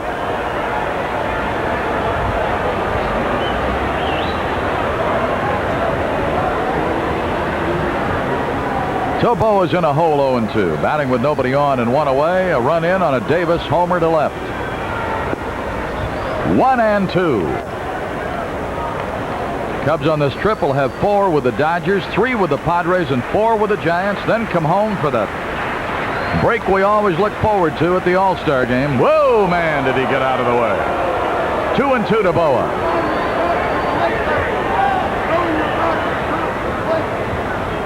Chicken says it's okay. It wasn't that close. Easy for him to say up there. Wasn't that close to him. Started after it laid off. Milo Hamilton and Steve Stone with the Cubs and the Pirates from WGN Television 9 in Chicago. Chicago's very own and America's #1 sports station. Where you watch the Cubs 150 sometimes a year. Broken bat bouncer, second baseman Lacey scoops it, throws it, and they get Boa on a close play, and it's 2 down. Lacey laid back on that. He's not familiar with the infield, but the high grass killed a ground ball and made it a very close play at first base. Yeah, if that's Johnny Ray, he charges it, and it isn't close. On a ball that's hit like that, you've got to come get it, especially on the Wrigley Field infield. Here is Rick Russell. Sacrifice, walk, and a run scored. Batting with nobody on and 2 down. A strike. White Sox have taken the lead over Seattle 3-1 at the end of 4. 0-2. After 4 innings up in Brewtown, Brewers 5, Toronto nothing. Harvey Keene, former manager up there, is down here scouting again today. Curveball, swings, misses, bounces away. Pena over to get it. Throwing to first, way off target. Russell beats it out. That's right, don't take anything for granted, and he didn't. Strikeout and a wild pitch. Another wild pitch for Tunnel. Pena does his best. I don't know how he even gets this throw off, but Jason Thompson does what you have to do at first base. Your first responsibility is the ball. Don't hang on the bag and then try to catch the ball and bring your foot back. Get the ball first. As long as the man's going to be in there at least, let him be in there at first base only. Bob Denier has been on base 3 times again today. A single, a fielder's choice, and an error. And he has scored twice. So Russell at first. And Denier with a low pitch, ball 1. They played 2.5 at Candlestick. The Giants lead the Reds 1-0. Here at Wrigley in the finale of a 4-game series, Cubs in front 6-5 on a Jody Davis homer.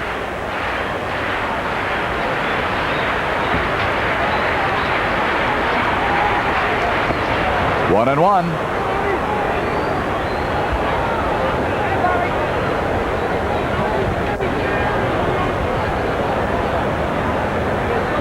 Over over 3,000 in groups here today. Well, they've been here from all over the Middle West on this homestand. Top foul down the left side, and it's 1-2. Won't have a chance to see the Cubs at home again until after the break, but certainly you'll be able to follow them on Channel 9 with 10 of the 11 games. Only Monday night at San Diego will you miss it, but it'll be available to you on Cubs radio, of course, and on the Jack Rosenberg Network. There's a bouncer out behind second. Lacy throws. It is safe. And Rushell comes all the way to third. Rushell just kept on coming. Good base running by Rick Rushell. Knowing that Lacy was going to throw to first base, he just kept on going. He's off with the pitch. It's a hit and run. The ball hits the mound and bounces up in the air. Lacy tries to make the play, but Dernier beats it easily, and no play for Jason Thompson, and that's going to be it for Lee Tunnell. Cecilio Guante is going to get the call, and Tunnell had his problems out here this afternoon. He's going to be responsible for the 2 Cubs left on the bases, and Guante will have only 1 out to record here in the bottom of the 5th. All right. As Guante comes on, Steve will take a look and see just what this big fellow's been doing out of their pen. He's got a fine earned run average of .229 with a 2-2 record, making his 24th appearance. He's finished 14 of those, so he has been used late. He's got 2 saves. In 35 1/3, he's given up only 29 hits, struck out 25 and walked 13. Guante has good stuff. He's got good velocity. He's got a fine breaking ball. There you take a look at his numbers. Tall right-hander. Guante is 6'3", 190 pounds. He was born in Santo Domingo, Dominican Republic. Last year, he split his time between Hawaii and Pittsburgh. Had a fine earned run average, but struggled at 2-6 last year for the Pirates while making 49 appearances. Guante is tough on a right-hand hitter because he throws from the side. He'll try to keep the ball down, and his ball runs very well into a right-hander, away from a left-hander. It's a lively fastball. And while he's warming it up, just because things have changed this year in regard to Saturday telecasts, the next 3 Saturdays of the Cub games will be televised on Channel 9. A little sign for the chicken, huh? The 2 games on the road will be televised. L.A. this Saturday, and a week from Saturday, San Fran. And then the first Saturday back home after the All-Star break will also be yours on Channel 9. We have to check in with Arnie all the time and check his guidebook, just see when those Saturdays are on.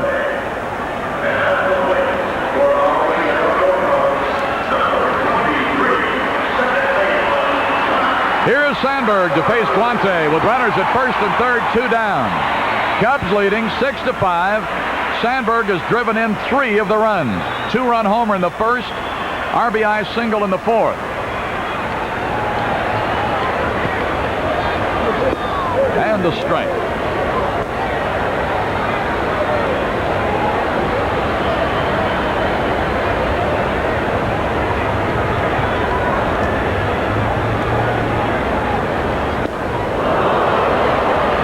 There you can see that big, sharp breaking ball. That one was nowhere near the strike zone. 0-2 is a good pitch to run for Bob Dernier. I don't know if they're going to send him in this situation, but usually the pitcher's trying to nip the strike zone, might throw one down low. Out in front of Rhino, 0-2. There's a runner going, and there's no place to throw because Lacy wasn't coming over. Pena had no target. It was kind of a delayed steal by Bob Dernier, and the pitch was down and away with a breaking ball. There you see Pena having some trouble with his footwork. Doesn't even make an attempt with Rushell at third. 29 for Dernier, who's closing in on the Cub record. All right, now 2 runners in scoring position with a 1-2 count to Sandberg. Rushell third, Dernier second, 2 down. 2-2. Guante falls off to the first base side when he delivers the ball. Not very good fielding position. Also, he opens up a hole up the middle for a base hit. A ball could actually go right over the mound and go out into center field.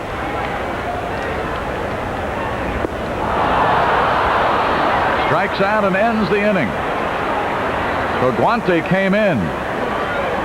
And Sandberg strikes out. Second strikeout of the inning and of the game against the Cubs. Have to settle for the 1 run on the leadoff homer by Jody Davis. 2 hits. Wild pitch on a strikeout. And 2 left. So we played 5 innings, and the Cubs have the lead again, 6-5.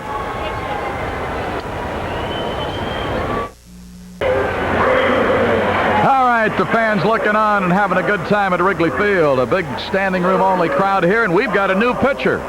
It's George Frazier. We'll take a look at his figures in a moment as he works here to Marvell win. George is making his 7th appearance. Doesn't have a record. .559 earned run average. There you see it. 9 2/3 innings. A ball and a strike. Wynn has singled. That gave him a 13-game hitting streak. Did that in the first inning and scored. Second inning walk. 4th inning fly to center. High pop out into shallow right. Sandberg says, I'm in control, and indeed he is. Very important for George Frazier to get ahead of the hitters. He's got a good forkball, but he doesn't like to throw it behind the hitters because he doesn't have the great control of it. If he gets ahead of the hitters, he can use the forkball more readily, and then his stuff looks just a little bit better. He's got a very hard sinker. He throws about 90 miles an hour. The last couple times out, he struggled with his control a little bit. All right, Frazier working now to Lee Mazzilli. 1 ball, no strikes. Want to send along get well wishes to Mary Sneed, the mother of one of our cameramen working today, Willie Sneed. Mary Sneed recuperating in Grant Hospital. There's a drive to right. That ball is well hit. That ball is gone. Mazzilli pulls one. It was starting to hook, and you had to wait to see, and it just didn't hook enough for George Frazier. But Mazzilli has driven it out of here, and we start all over again. His 3rd home run, RBI number 14. It's a fastball down the middle. He got behind Mazzilli, had to come to him with the fastball, and he pounds it just barely over the wall. Tied at 6, and Madlock the batter.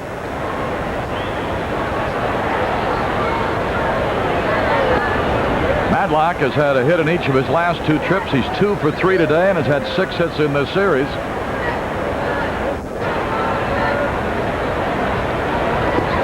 And the breaking ball for 1-1.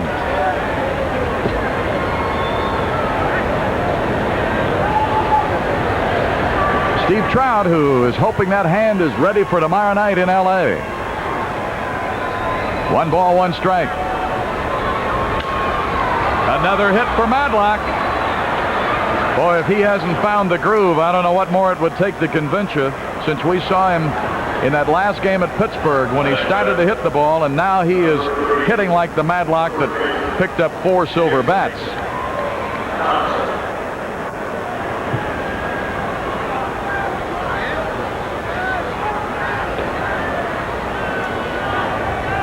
How you been?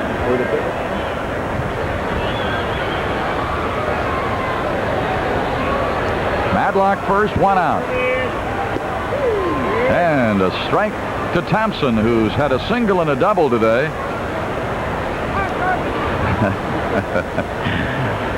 To my left, I have a former Bear. And there he is, all decked out in the green and white, Ted Albrecht. He got the Cub fever and wanted to take a look today. You bet. Chicago born, but California raised. Here for a good day in the sun. Fouled out. Well, we're going to your part of the country right after this game for almost 2 weeks.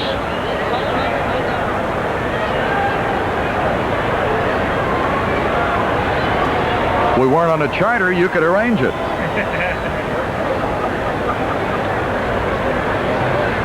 One ball, 2 strikes. Thompson waiting on Frazier. Runner going. Jody's throw will be late this time, and Madlock, who will really surprise you, folks. He doesn't look like he can run, but he is one of the best. Frazier forgets about him at first base. Not a good idea with Madlock. No chance for Jody Davis, who gets the ball down there, but Madlock is already by the tag. It's a difficult pitch to throw because it's a breaking ball down and in. Jody does his best. There it is. Frazier, having been gone from this league for a while, forgot about the good running of Madlock. So Thompson right there is gone with a swinging strikeout. That's number 1 for Frazier and number 2 against the Pirates in the game. There's a young man who's studying to be a catcher. He's already got his hat turned around. But he didn't have his mask with him.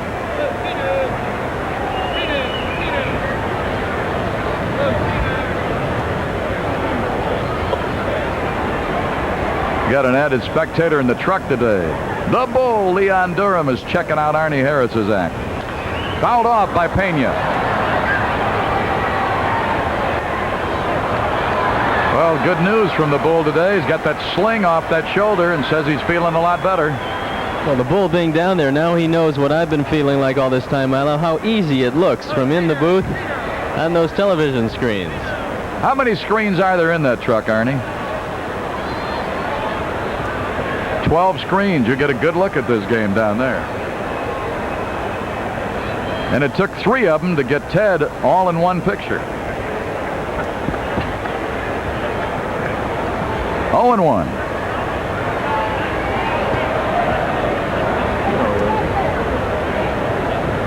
No balls and a strike. Pena's had 1 hit and a walk. He's 1 for 2. Boa with a convenient hop. Got to fire in a hurry, and he does. And the side has been retired. But they get on the board with a home run by Mazzilli. 1 run, 2 hits. No errors, 1 left.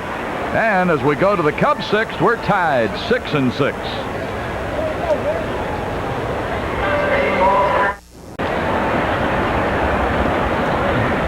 Oh, and how to do. He got the Cubs shirt on and everything. Now if he can just wave a few Cubs around the bases, that's what we're looking for. And Guante will be looking at that fella right there, Gary Matthews. Ronald Rudolph out with a group today. Folks from Batavia, Arlington Heights, Vernon Hills, Crystal Lake, Aurora, Rantoul, and some folks from the Great Lakes Naval Hospital out today. From Iowa City, Iowa, the Iowa City Parks and Recreation Board brought some folks up. All right, Guante ready. He started off out of the pen today by striking out Sandberg to end the 5th.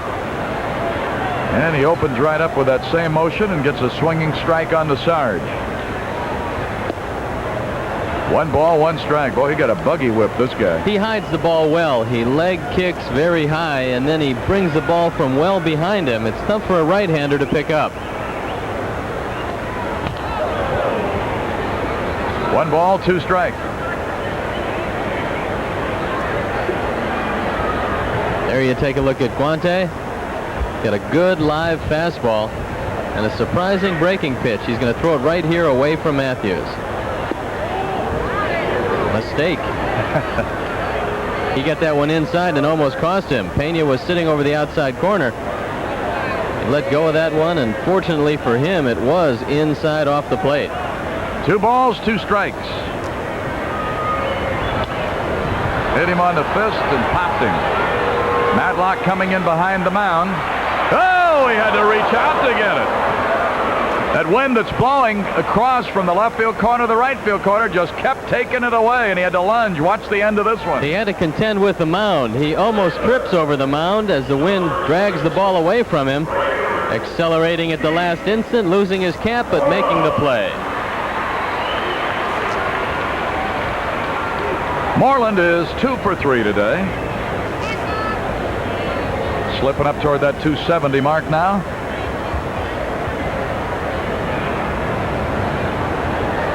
Moreland back in right field today where he's more comfortable.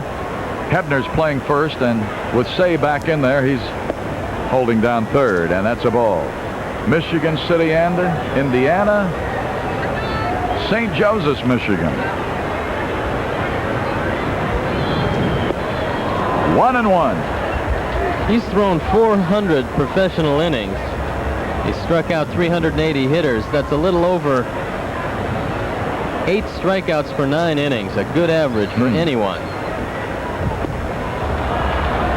Hey, a little Satchel Paige right there. A little hesitation. He's got them all. They keeps the hitter off balance. Left-handers have a better shot at him than right-handers. He looks like a tall Garber the way he turns that back to you, doesn't he? Every now and then he changes his motion and he'll throw from the side. You find a lot of Latin pitchers have a lot of different looks. They like to throw from 3 or 4 different angles. Seems like winter ball teaches them a lot of tricks. Fouled off. Oh, I looked at a lot of old films of Luis Tiant. Huh? Boy, he had some great antics out on the mound, and he had some great years with Cleveland. He had a year, I believe, he had a 160 earned run average for a full season and won 20 games, and turned around the next year and lost 20 games. Jack Minovich, production manager for the Cubs radio network, out here today, keeping Jack Rosenberg in line.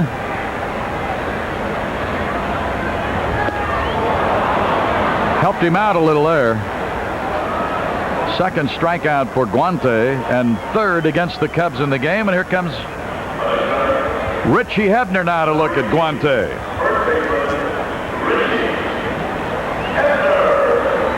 Twin Lakes, Wisconsin, Lincolnwood, Illinois, Wheaton. This is where it should even out a little bit. Hebner should see the ball pretty well. Guante will try to keep his arm up, throw the ball from over the top a little bit more rather than from down from the side. Foul back. Pena takes a look, but it's well back. Right out here in front of the press box, and it's strike one. The reason why a pitcher will throw more over the top than from the side to a left-hand hitter is that he doesn't have as long a look at the ball. From over the top, a left-hander just picks up the ball when it's out in front of him, but from the side, he can see it coming a little bit longer, and it's easier to see where the ball is going to go. 2 out and nobody on. A ball and a strike to Hebner. Hebner is 1 for 3 today. He's had 4 hits in this series. Filling in at first base today and hoping to keep things on an even keel that we can get the bull back after the All-Star break. 2 balls and a strike. Guante in relief of Tunnel. Oh, the chickens out there making some friends on the catwalk.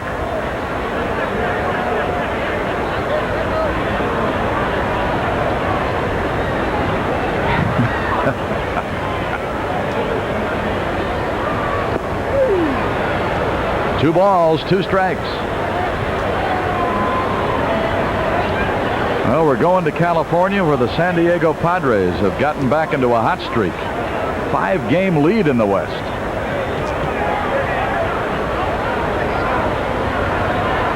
Two. High foul down the left side. Madlock will be over to take a look. Shortstop and left fielder also, but back in the first couple of rows up above the bullpen. And Hebner. He just leans on that bat like it was a shovel. You know, he's practicing for the winter when he digs those graves. Then he flips it, picks up the back of the jersey because we all know it's very drafty when it's 88 degrees here at Wrigley Field. Goes through his pre-stroke ritual, gets himself comfortable. All right, he's due another 2-2. Nobody on in front of him with 2 away. Struck him out. He has faced 4 and struck out 3. So 3 up and 3 down in the 6th inning. And as we go to the 7th at Wrigley, Pirates and Cubs knotted 6 apiece.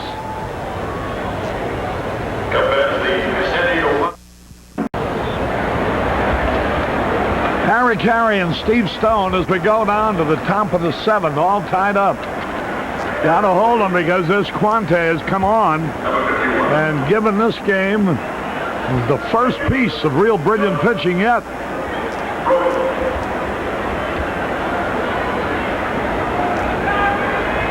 Here's Frobel to lead it off. Bounces a foul. Well, Congratulations to Pat Herron, well known around town, celebrating his 33rd year in the tavern business. It's coming Sunday. 1 strike to nothing.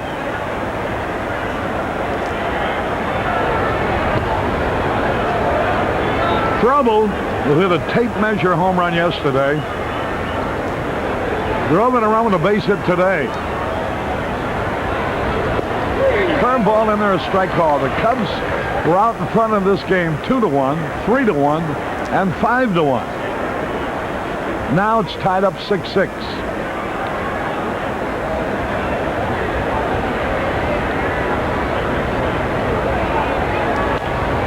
Fouls it into the Pirate dugout, and they'll wave the towel of surrender. Frobel said before the game that in the minor leagues, when he wanted to hit the ball to left field, he could. When he wanted to pull the ball, he could, and he had a pretty good idea what he was doing up there. Then early, he found that the pitchers here were finding out his weakness, a fastball up and in. Everyone exploited it. And now he seems to have gotten his feet on the ground a little bit, and he's going to be a force to be reckoned with. He's got enormous power. 1-2 the count. He struck him out with a high fastball. 1 out. Here's Jim Morrison, who's homer with a man on in the 5th. Tied up the ball game at 5-5. Then Jody Davis hit one in the bottom of the 5th to put the Cubs ahead. Only to have the Lee Mazzilli tie it up.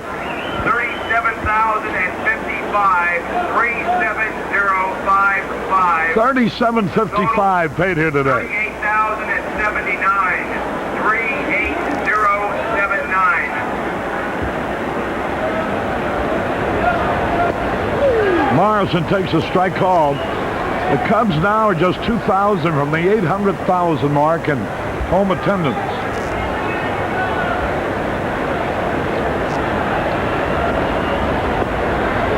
Seattle scored 2 in the 6th to tie up the White Sox 3-3. There's a little bit of competition between George Fraser and Tim Stoddard, really, in the mind of Jim Fry. He wants to make sure which one of them will be the guy to continually pitch in front of Lee Smith, and he's rotating him right now to see who steps to the front and does the best job. 2-1 pitch swung, and he missed. That evens the count. 2 balls, 2 strikes.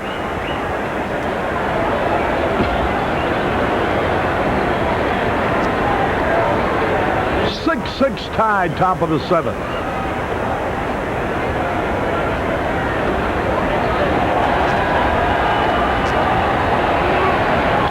Popped it up, short right field. Sandberg, with the wind blowing it out, makes the count. 2 up, 2 down.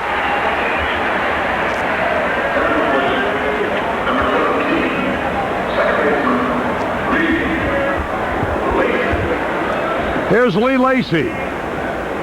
Lacy 3 out of 3 in this ball game.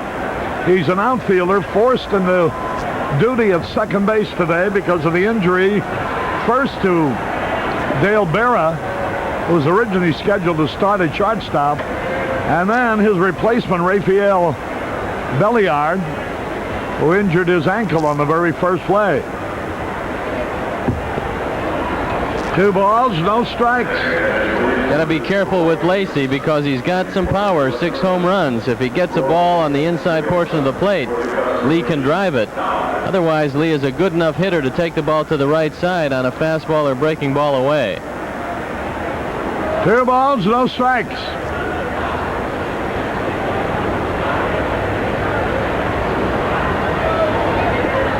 Ball is low, and remember, Lacy is a fine base runner.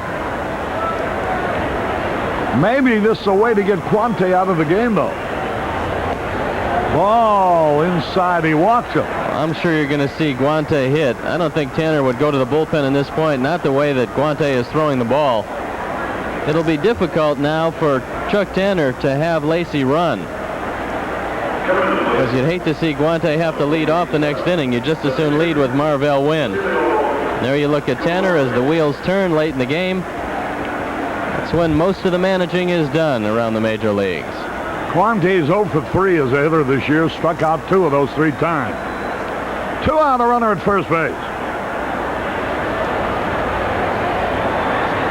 Frazier hoping for his first National League decision.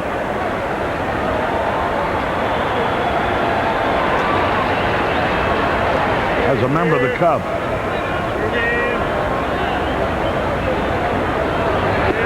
There's a fastball in there, a strike call.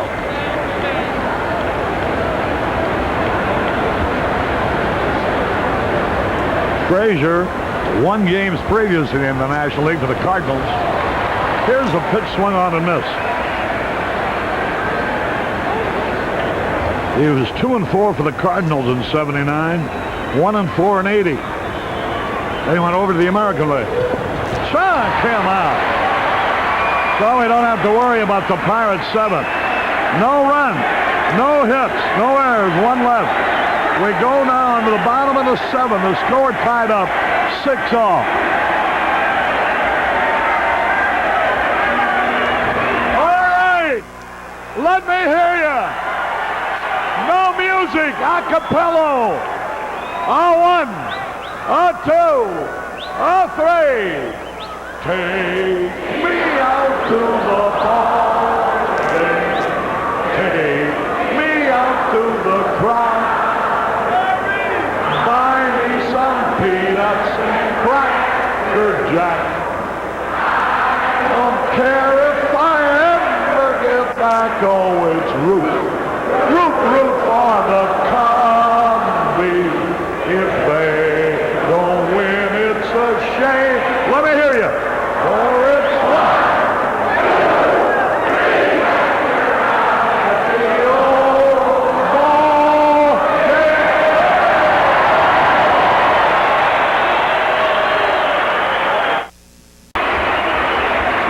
Jody Davis will lead it off here in the bottom of the 7th.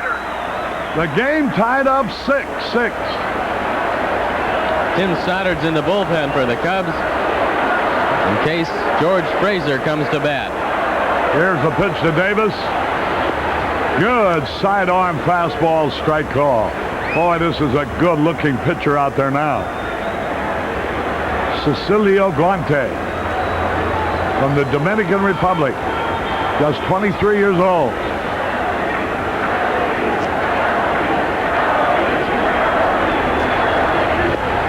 Strike 2. He wheels it in there again. Tough on the right-hand hitter. 0-2 the count.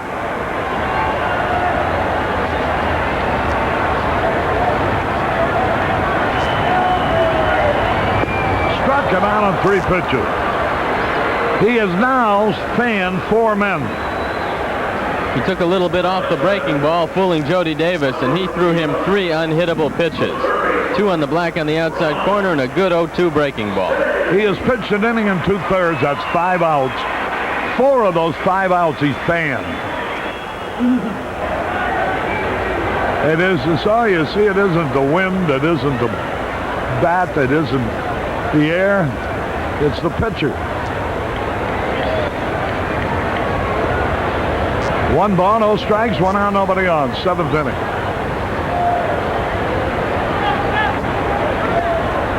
Say is 1 out of 3 today.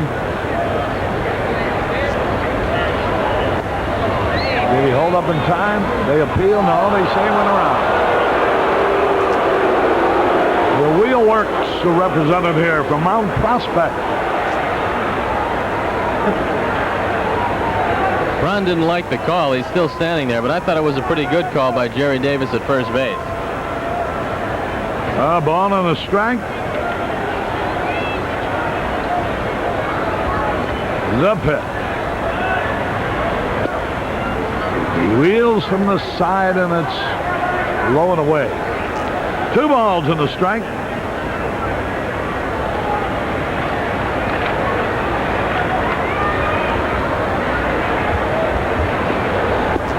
Swung and he missed. Guante, Guante, 1-2, lost 2, saved 2. They've hit 3 home runs off him in 35 innings this year. Bouncing ball, foul. 2 balls, 2 strikes. This is when the right-hand hitters look to the bench and say, okay, lefties, you go get him, because throwing from down there With as good a stuff as Cecilio Guante has, makes it very uncomfortable for a right-hand hitter. And that's where the Cubs really miss Leon Durham. 2 balls, 2 strikes.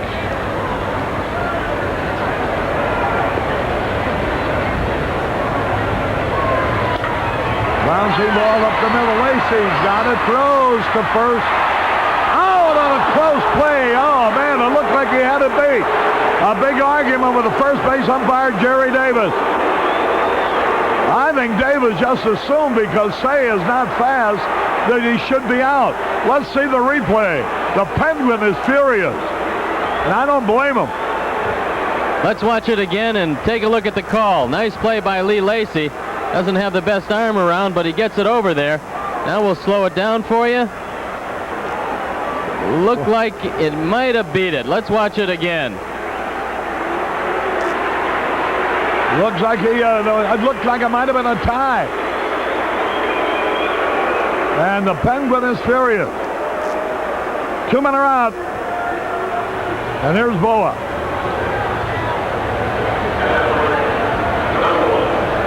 The Cubs, with the wind blowing towards right field, have only 2 left-hand hitters in their lineup. Richie Hebner and Larry Boa. And Boa, batting left-handed, of course, is not a home run threat. He's a singles, doubles type of hitter. There's a high pop foul. Larry hits the ball much harder right-handed than he does even left-handed.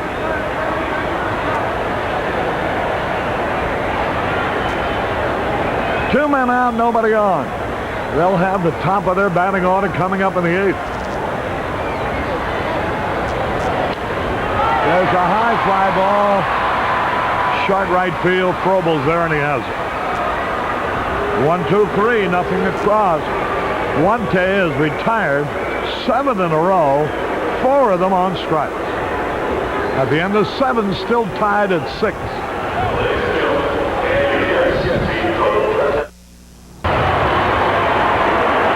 There's a look at the skyline here at Wrigley Field as Marvell Wynn will lead it off. There you see the chick in the scoreboard now. Wynn tried to bunt his way on and missed. Ron Kittle just hit a homer with 2 on, his 17th of the year, to put the White Sox ahead of Seattle 6-3.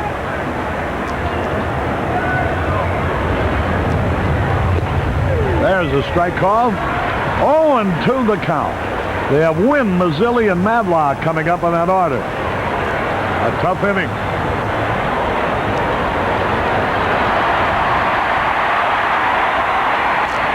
There's a smash. Boa's got a long throw. They're going to get him. Nice play. Fine play by Larry Boa going to his right.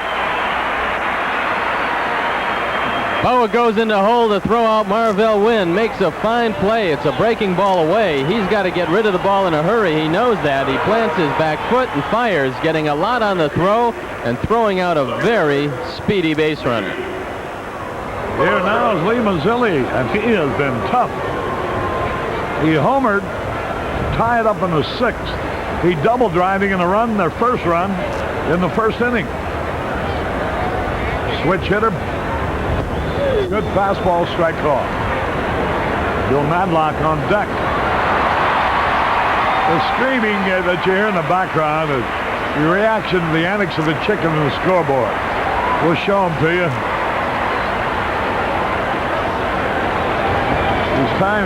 He's taking down runs on the board that have been posted to the Pirates so that the Cubs will be leading. He took the 4 and gave it to the Cubs, which would make them leading 10 now to 6.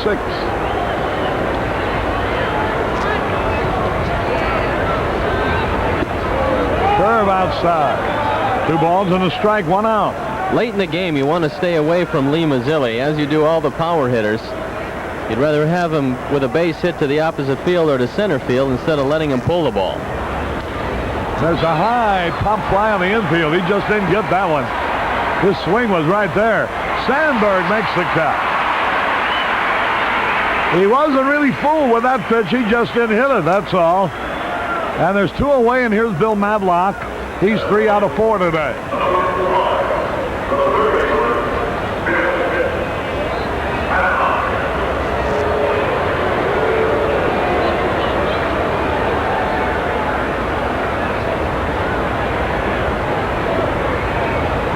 Here's the pitch. Swung and he missed. George Frazier trying to get his first decision as a member of the Cubs. Curve a little bit low and outside.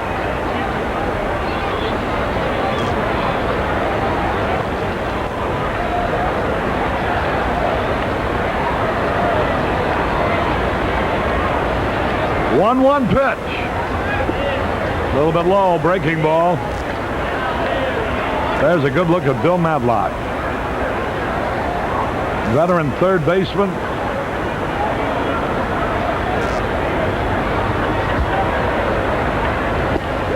Strike at the knee.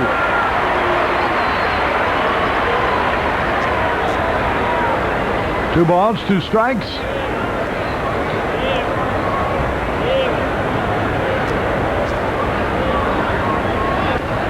He took something off on that pitch, and Madlock was way out in front, but he fouled it off.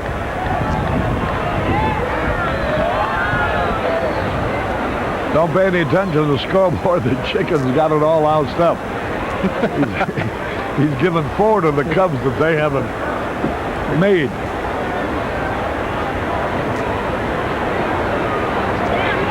Two pitch.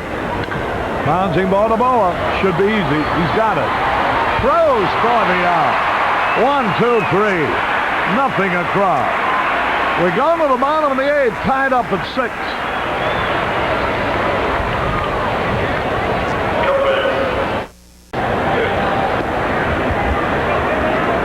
Harry Carey back at Wrigley Field. We go into the bottom of the 8th, and there you see the whole story. The Pirates, 6 runs on 14 hits. They've committed an error. The Cubs, 6 runs on 9 hits. Thad Bosley's going to come in to hit for George Frazier, who did a nice job.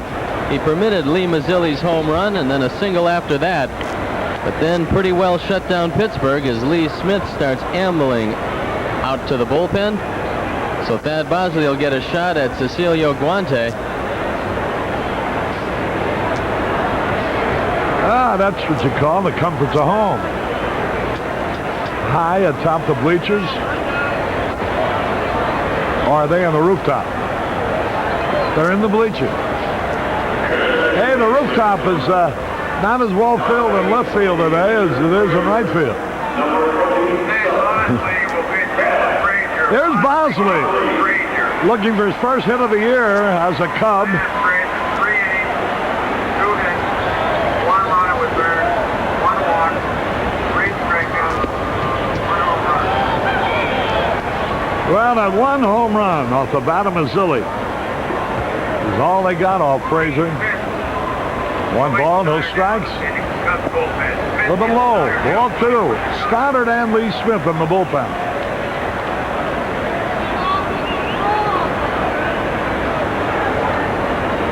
Thad Bosley trying to get something started.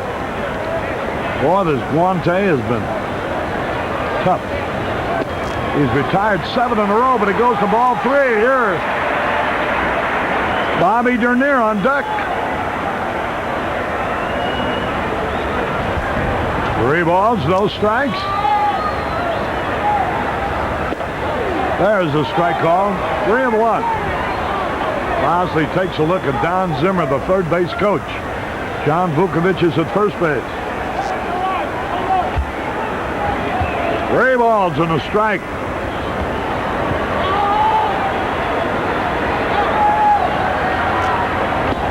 Ball 4. The go-ahead run is on. Get well wishes to Kate Patton in Springfield, who's a sister of Mary Beth Hughes of the Chicago Cubs front office. This is a good time to push the bunt to the right side. Try to bunt it right at Lee Lacy. And Guante steps out of off the mound. Got a slow-moving first baseman in Jason Thompson, and you've got to accomplish the sacrifice. There it is, bunted towards Thompson, the only play first base. Sacrifice. So Sandberg and Matthews will have a shot at putting the Cubs ahead again. Nice bunt by Bob Dernier.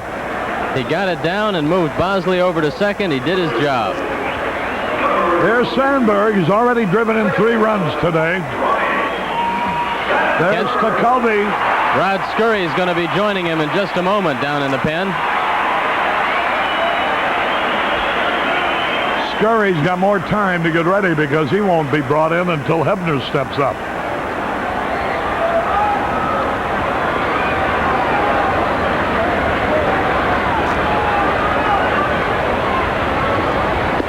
High fastball. Ron Kittle's 17th homer of the year came with 2 on to give the White Sox a 6-3 lead over Seattle. Scurry now warming for Pittsburgh. Jacoby and Scurry. High pop foul coming back and out of play. 1-1 is the count on Ryne Sandberg. The ball game tied up 6-6. Sandberg hit a homer with 1 on in the first. Jody Davis hit one leading off the 5th. Jim Morrison hit one with 1 on for the Pirates in the 5th. Mazzilli hit one with the bases empty.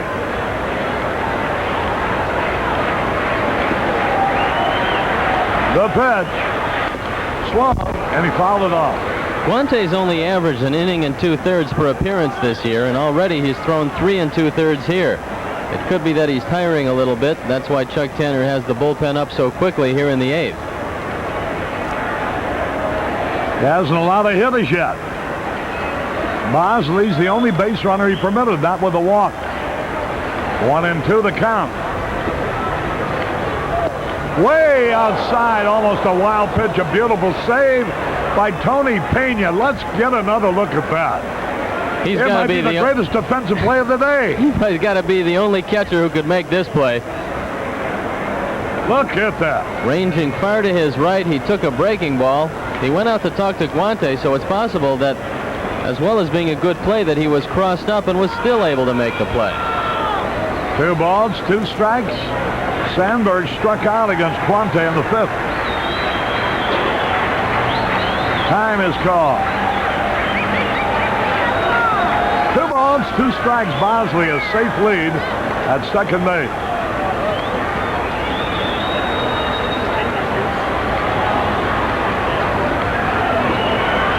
Big pitch coming up. Boy, just got a piece of it to foul it off. He was fooled on a breaking ball. Give that fan in the upper deck a contract for that catch.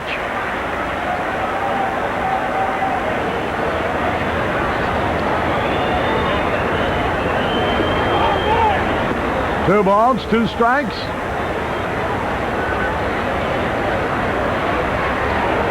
Time called again. Sandberg steps out of the batter's box. Guante comes from the side and he is wicked. And his fastball is live, and his breaking ball forces the hitter to give ground. Pena out talking to him. One thing about these two fellas, there's no way they can have a communication problem. They both speak fluent Spanish. 2 balls, 2 strikes.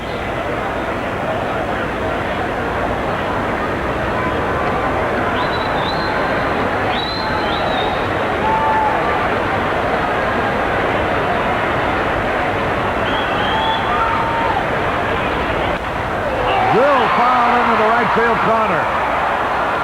He almost had the fastball by him. Sandberg shortening up his stroke a little bit. All he's doing is protecting the plate. He's got to try to make some contact, preferably to the right side. Frobel is playing him very deep in right field due to the wind. Marvell his usual shallow center field. Now the pitch. Ball 3 outside. A breaking ball. Gary Matthews on deck.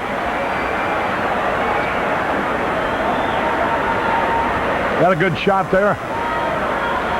Chuck Tanner on the top step of that dugout, exhorting his team. 3-2 pitch. Stuck him out. He may have chased a bad ball. Up to Gary Matthews. Watch that pitch again, Arnie.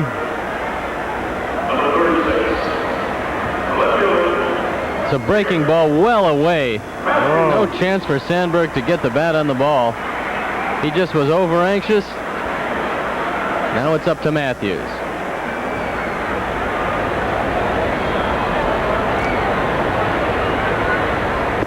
Fastball high. Matthews was driven in a run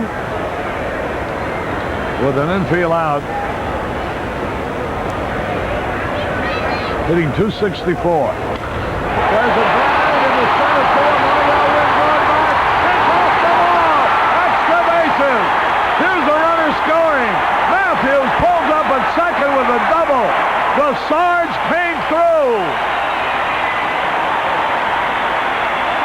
Matthews, who leads the club in game-winning RBIs with 10, drives one to the deepest recesses of the ballpark against the wall at the 400-foot mark. RBI number 36 for Matthews. No chance for Marvell Wynn, who was playing shallow once again. Drives it over his head. Matthews in at second base with a double, and Bosley scoring. Look at that. You think this isn't an emotional game? You see Mr. Sarge? He has taken over the National League lead in game-winning RBIs with 11. Here's Moreland now. Monte's pitch. High. Not yet, Harry. We'd still like to get 3 outs first before we put that one into the books. Well, you let me dream. 1 ball, no strikes. Pop it up. Madlock under the ball. Morrison comes over there. Madlock makes the catch. So a clutch 2-out double by Matthews. Scoring Bosley puts the Cubs ahead. 1 run, 1 hit. No errors, 1 left. At the end of 8, it's the Cubs 7. All right, we go into the top of the 9th. And let's make my wish a reality. When I said it was Gary Matthews had taken over the league lead in game-winning RBI.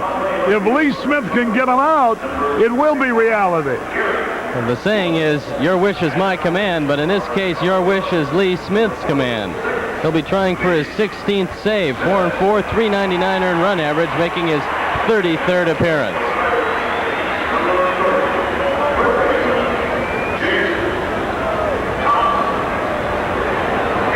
Oh, what a way to start. Over at Comiskey Park this afternoon, Jason Thompson. their attendance was 26,372. That 26,000 at Comiskey Park today, 38,000 here. That's 64,000 watching baseball on a Wednesday afternoon in Chicago. Quite a baseball town. Jason Thompson. Strike call. A ball and a strike. Thompson doubled in a run in the 5th. Had 4 home runs in the doubleheader yesterday. Just missed with a fastball, low and outside. Lee is trying to thread the needle on the outside corner. He doesn't want Jason to be able to turn on the ball and drive it to the right side.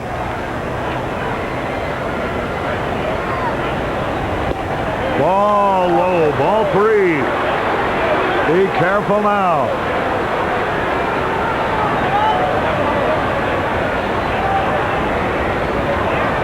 Three balls and a strike.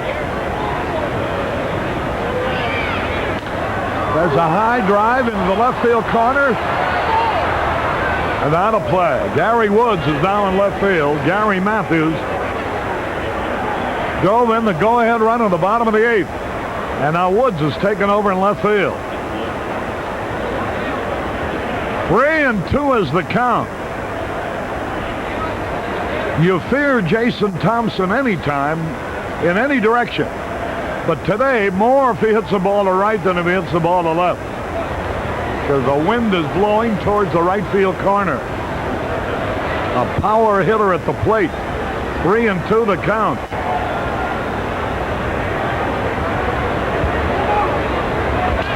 There's a drive. Look out. Left center. Way back. Woods is there. Makes the count. 1 out. Whoa, boy. If he'd hit that in the other direction, bye-bye, baby. Well, you got to make him hit the ball to the left side. Plenty of room for Gary Woods, although it did give the fans around the ballpark quite a start. Here's Tony Pena, 1 out.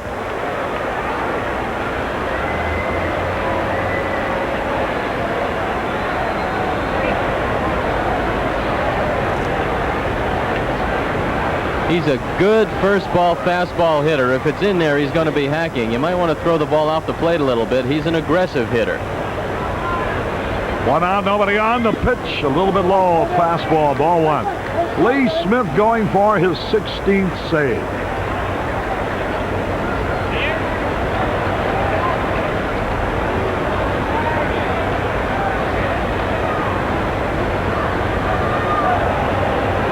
George Frazier's game to win if he can hold them.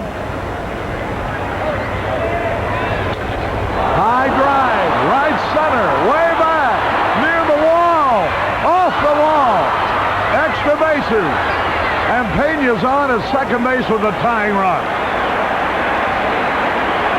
Pena doubled off the right center field wall. 2 hitters up and 2 hitters who hit the ball hard. This one just barely stays in the park. Bob Dernier giving it the long run. Watch how alertly Keith Moreland backs up. When he sees it's off the wall, he comes and gets it, and that keeps Pena off of third base. This looked like it was going to be a triple, and even Tony Pena had designs in that direction. Look out now. Look, here's Doug Frobel, who hit that tremendous home run here yesterday. Hit 2 of them, as a matter of fact. The tying run at second with 1 out. Lee Smith.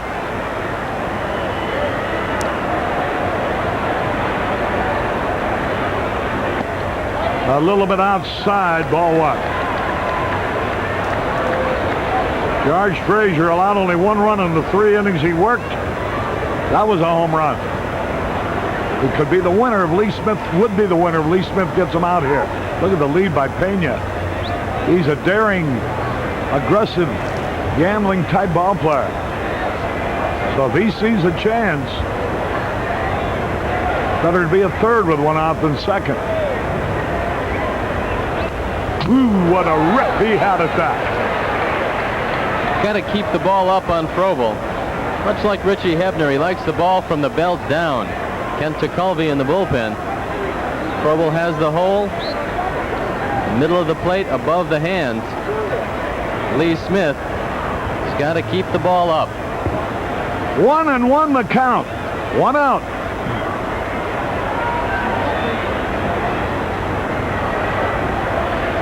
Swung and he missed. Jim Morrison is on deck.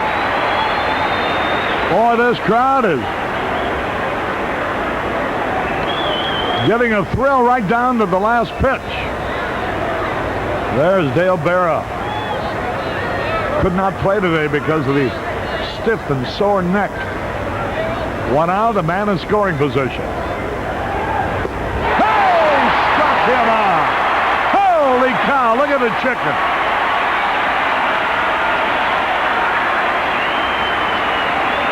I don't think anybody's paying too much attention to the chicken right now. The ball game is in the batter's box.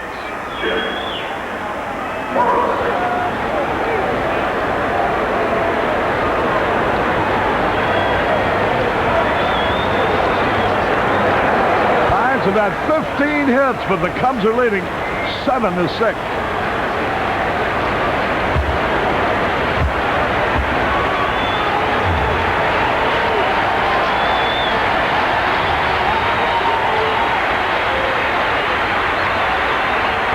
The pitch. There's a line drive. Nobody will get this ball. Bobby Dernier tried for it. The tying run is in. Here goes Here's Morrison around second on his way to third. A triple. Morrison, who tied it up with a 2-run homer in the 5th, has just tied it up with a 2-out triple in the 9th. Dernier gives it everything he's got and then makes a dive and comes up just a little bit short. Keith Moreland backing up, but can't stop Morrison from coasting into third base. RBI number 7 this year. He's got 3 for the ball game. Well, that takes care of Frazier. He cannot figure in this game. There's Lee Smith. Now, they're going to walk Lacy intentionally, forcing Chuck Tanner to go to his bench. He's got Tekulve warming up in the bullpen. Oh, it's got to be a worrisome thing, because they do hit the ball hard off Lee Smith. Johnny Ray in the on-deck circle, so even with a bad heel, it's not going to stop Johnny Ray from swinging the bat. And he has swung it at a .410 clip against the Cubs this year. So Guante is out of the game. Tekulve will come on. Lee Smith will have to contend with Johnny Ray.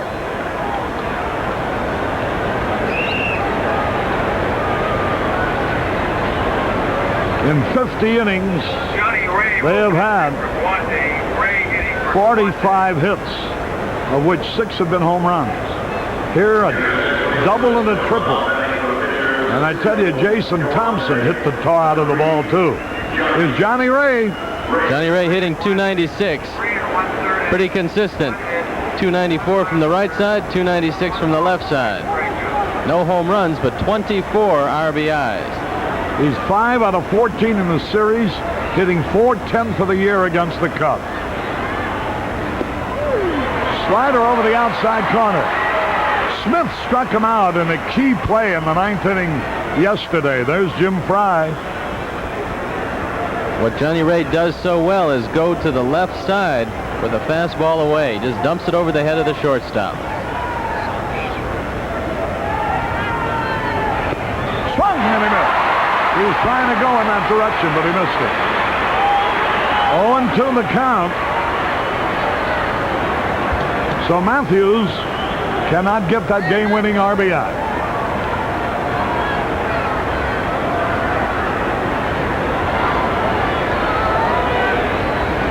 And 2 the count on Johnny Ray.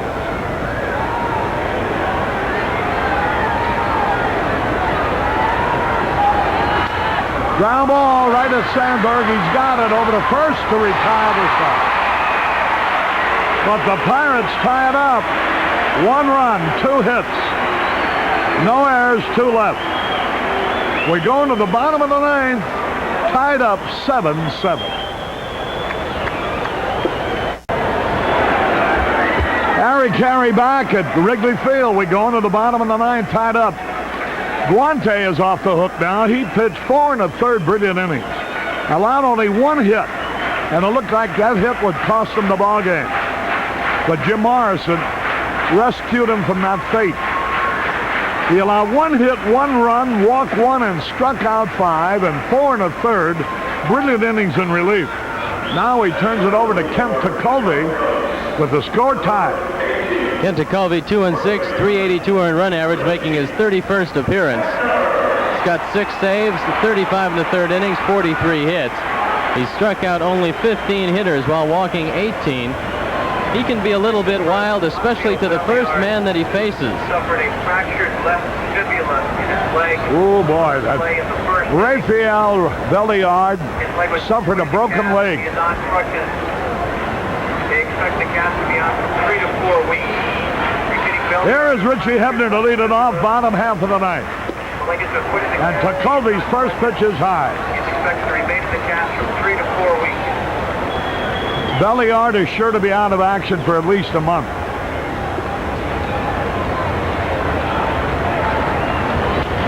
Ground ball, that'll be easy. Lacy over to first. 1 out. The Pirates have pounded out 16 hits today. The Cubs have had 10. Here's Jody Davis. He homered in the 5th.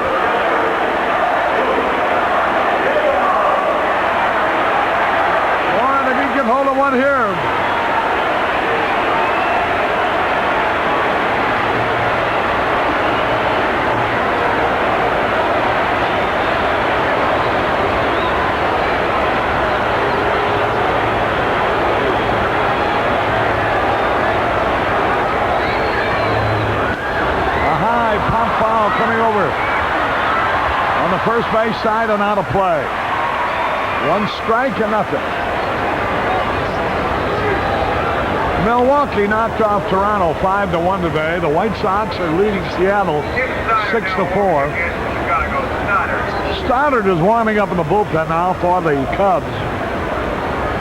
Jody has one thing on his mind, and that's long ball. He's going to try to grab one from the middle of the plate in. Tekulve, on the other hand, is going to be trying to keep the ball away from Jody. Maybe use that sweeping breaking ball or try to throw that sinker down and away. The pitch. Swung and he fouled it back. Tekulve, with a record of 2-6, has given up 3 home runs, which for him is a lot. He keeps the ball down. It's difficult to hit it in the air because it sinks so well. But this year his control hasn't been quite as sharp, and he has made some mistakes. When he gets the ball above the belt, it flattens out a little bit, and the hitter has a good shot at it. 0-2 the count. Wide. 1-2 now. Ball game in the bottom of the 9th, tied up 7-7. Boy, the Cubs have had a lead all day long, but the Pirates just keep catching them.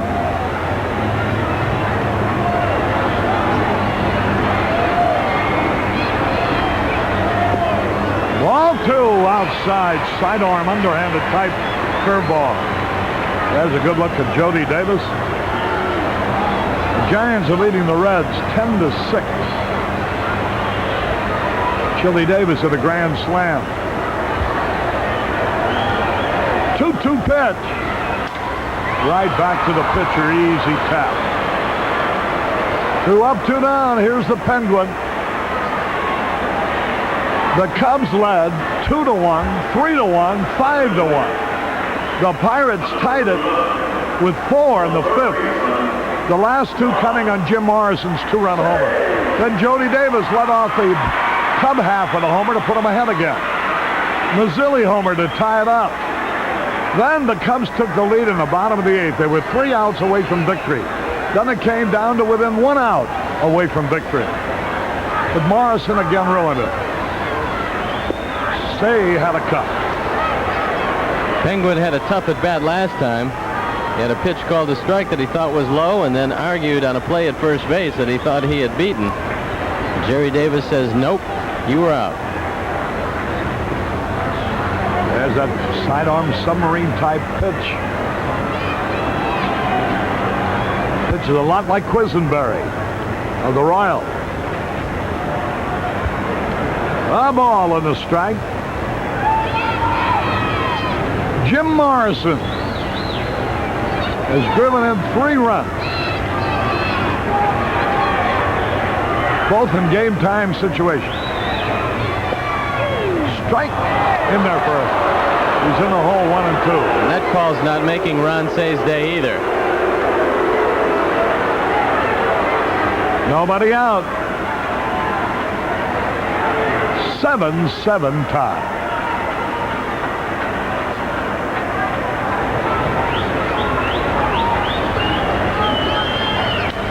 There's a drive, but it's foul. McCulvey got that one a little bit too far inside, and Say hit it hard, but foul. 1-2. Say hitting .233 for the year. Had an infield hit in the second.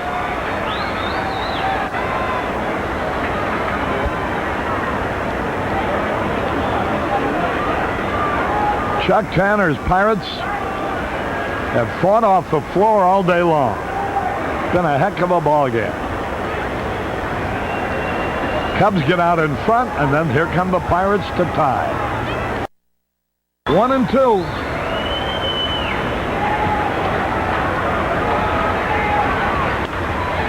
Fouled it off the end of the bat. Psychologically, you'd like to have this game going into that tough West Coast trip.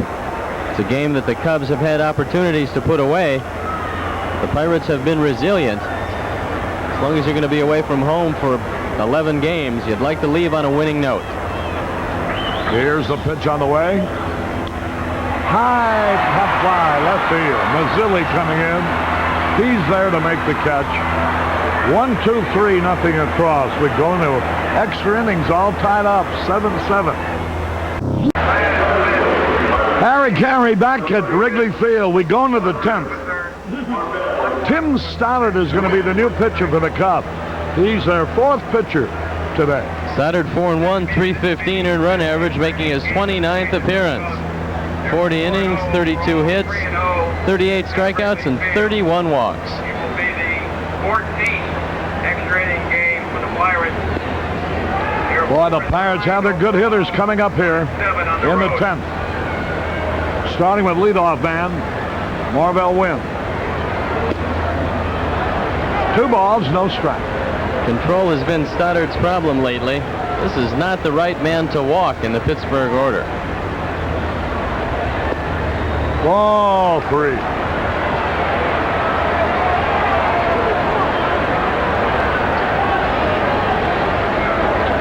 Three balls, no strikes.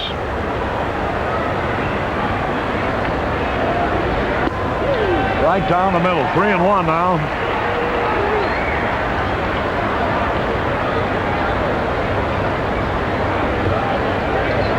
Bouncing ball, right field, base hit.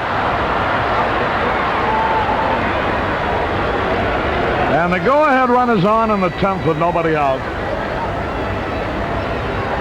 Boy, oh boy, the strength of the Cubs pitching staff was and that has really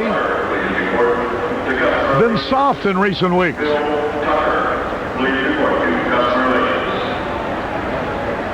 You know, the Giants had a 5-0 lead. The Reds got 6 in the top of the 5th and led 6-5. Chili Davis hit a grand slam. And the Giants make 5 in the bottom of the 5th. So now it's 10-6 in the bottom of the 6th. Chuck Tanner had Lee Mazzilli trying to bunt that first pitch. Mazzilli can do everything. Good opportunity for the hit and run right here.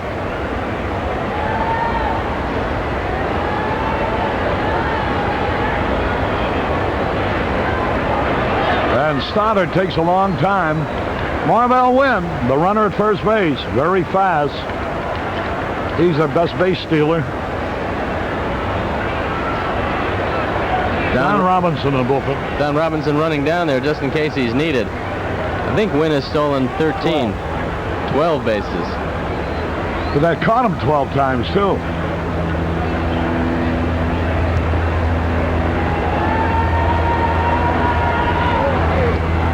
High. That evens a count, a ball and a strike. Don Robinson will begin to warm. Don Robinson starting to throw in the bullpen. He'll also be joined by Rod Scurry.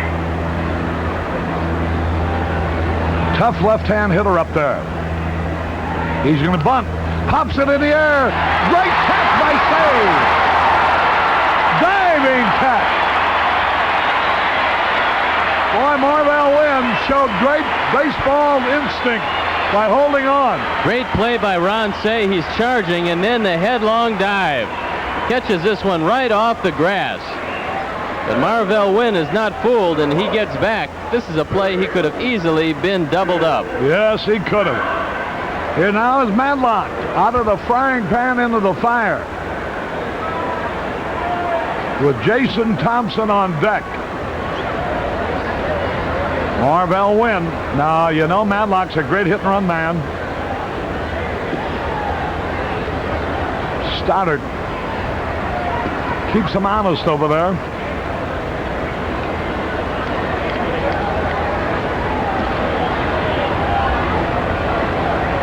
There he goes. Pitch out. The peg. They're going to get him. He's out. Final steal. Did you see Matlock threw his bat at the ball as Jody Davis had called a pitch out?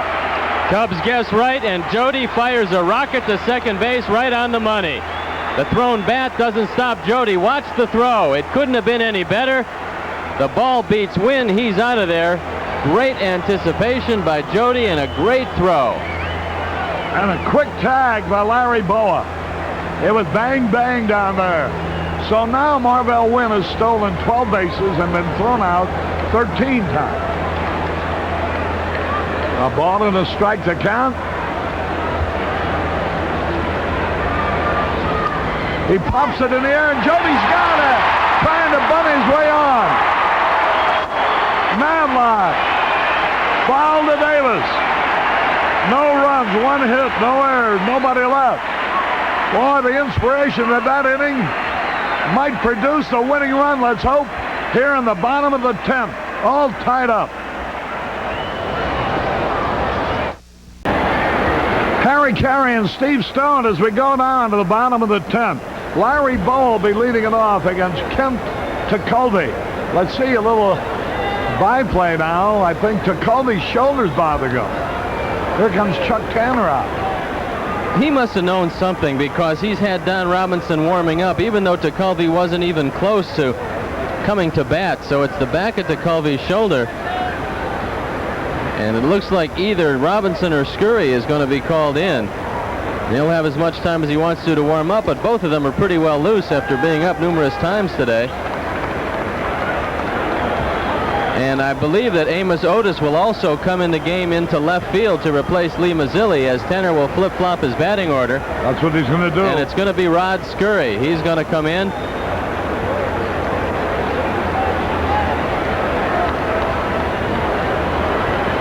And Larry Bowe will turn around and hit right-handed. Gary Woods is on deck. When he came into the ball game, it was to replace Gary Matthews at a time when Tim Stoddard, or rather at the time when Lee Smith was the pitcher, and they flip-flopped the batting order. So actually,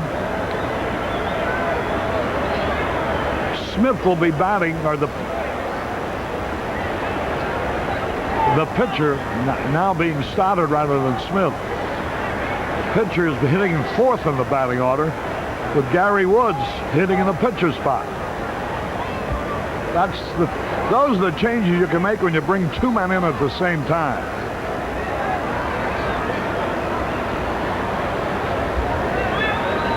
So Scurry will be pitching to Larry Bowe, and they'll give him all the time he needs to get ready, because apparently it is an injury that forces Tekulve to leave the game. Scurry 1-3, 221 in run average, making his 19th appearance. He's thrown 20 1/3, only given up 10 hits. Has not given up a home run yet. Only 6 walks and 20 strikeouts. Was very wild early in the year. Now he seems to have found a pretty good groove. Larry has a little more pop from the right side, so he becomes an extra base possibility. And Scurry, who is definitely ready because he was loose, won't take all that much time to get loosened up right here. Seattle got 2 in the 8th inning, and they now trail the White Sox are still out in front. It's 7-6 at the bottom of the 8th at Comiskey Park. Ron Kittle's 3-run homer being the big blow.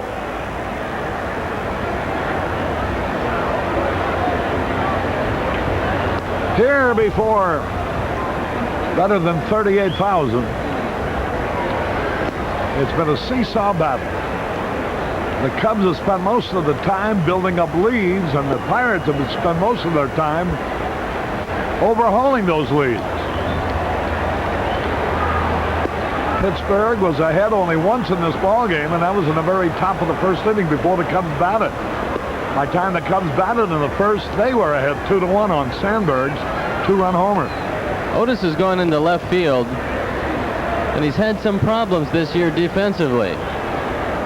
Not having been in the National League for quite some time, he didn't know the hitters very well.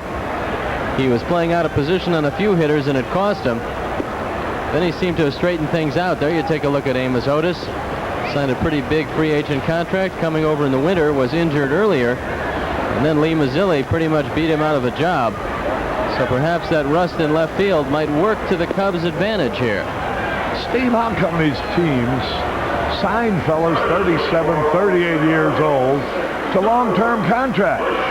How long do they think they can play, for Pete's sake? I think it was a 2-year contract, but as it turns out, they had the man they wanted in left field all along, Lee Mazzilli. They just didn't want to give him a chance. All right, here we go with Larry Bowe leading it off. He's 0 for 3 today. Warren Brewster beginning to warm for Chicago. Warren Brewster in the bullpen. In the event they get around to where they need a pinch hitter. Boa takes a pitch inside. The only time Larry was on base today, he walked in the second inning. He swings and he fouls it off. The count even. A ball and a strike. Scurry still can be a little bit wild. Larry doesn't want to help him out in this situation. You'd like to induce a base on balls if you can. There's a long drive. Deep left field. Way back's going to be caught near the ivy, and he has it. Otis went back within a foot of the ivy and caught Boa's long drive. If the wind isn't blowing against it, the game's over. Game-winning home run for Larry Boa. This one misses by about a foot. He gets a fastball down the middle. He turns on it, gives it a pretty good ride. Amos Otis goes back and makes the grab right in front of the fence. 1 out. Here's Gary Wood. Gary hit a homer yesterday.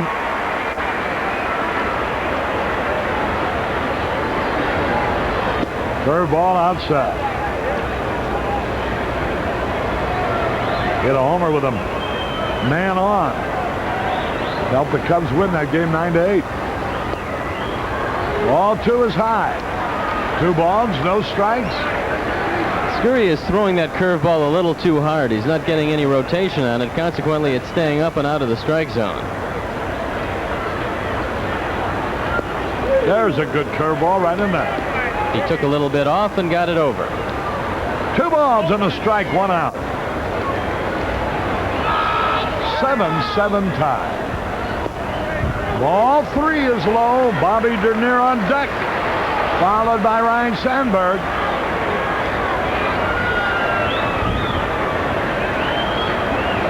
Three 1 pitch. Strike, a fastball right down the middle. 3-1 now.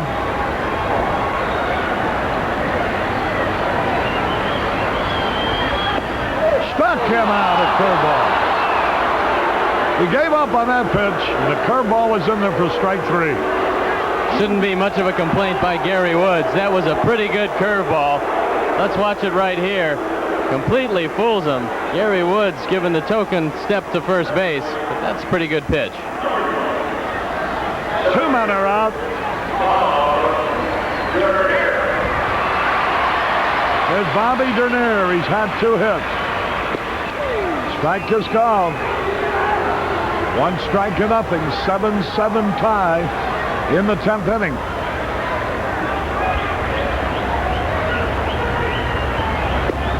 Curve outside. Well, if Dernier could get on there, we know what happened. There's a chance of him stealing second and scoring. There's a chance of him scoring all the way from first. And there's a chance for Sandberg to hit it out of the ballpark. 1-1 pitch. Low curveball. 2 balls and a strike. 2 out. Bottom of the 10th. Right into the dandy. Looks like Scurry has really gotten that curveball in the groove. Swung on, a little pop foul. Here comes Jason Thompson, and this was a very simple inning. Got to hold him to have a chance with the better hitters coming up next inning. 1, 2, 3, nothing across. At the end of 10, there you see it, tied up at 7.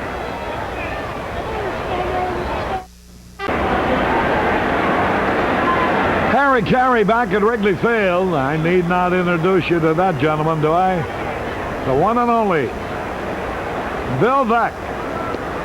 Is that Mary Frances sitting there with him? No, I don't think so. There's Bill. Always has that same hat on. Been a long ball game, but a thrilling one.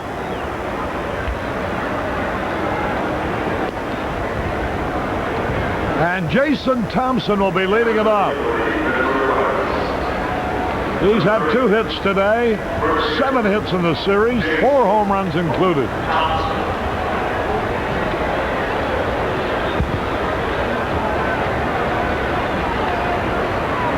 Stoddard will have to contend with Thompson, Pena, and Frobel.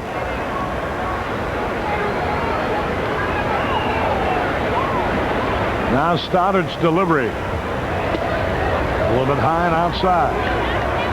Smith in the 9th inning got Jason Thompson, first man he faced, on a long drive that Gary Woods caught in left center. That was an omen of what was to happen, as hard as that ball was hit. Then Tony Pena doubled off the ivy in right center.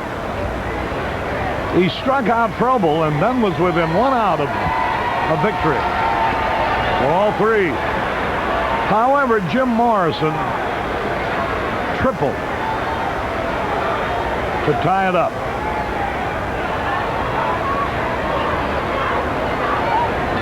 Three balls, no strikes.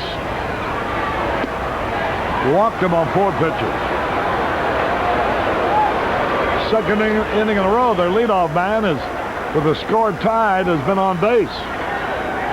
Last inning we got win out trying to steal when the hit and run went awry. Benny DiStefano is going to run for Jason Thompson. He's got some speed.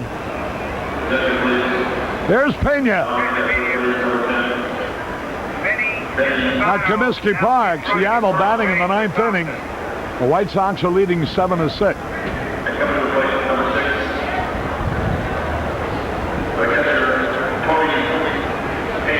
Here's Pena, and here's trouble.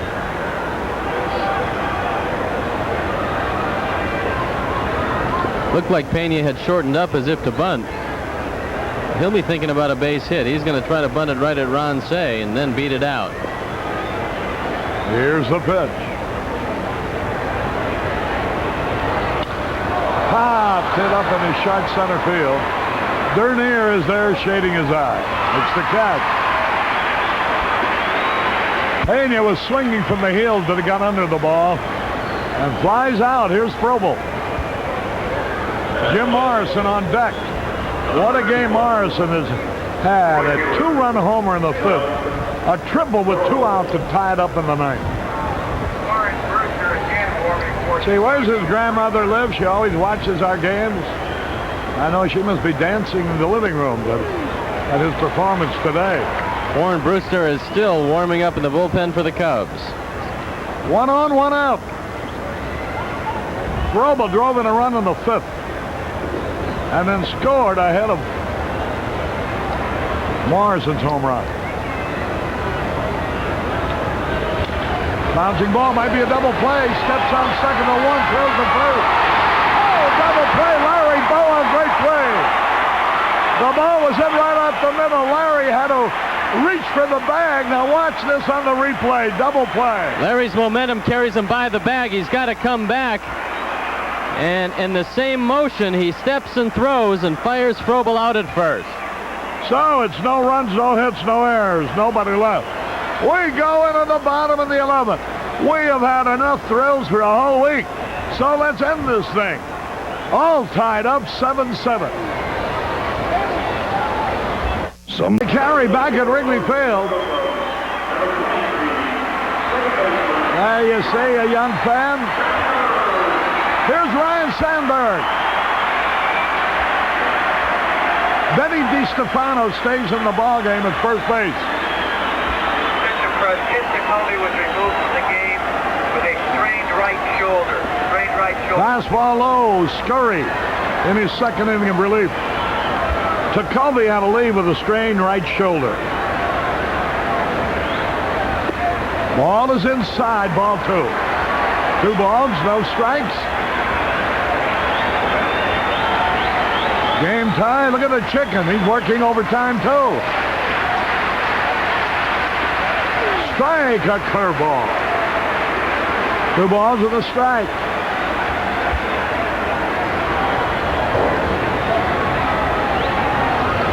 Swung at a bad ball. Chased a curveball down and in.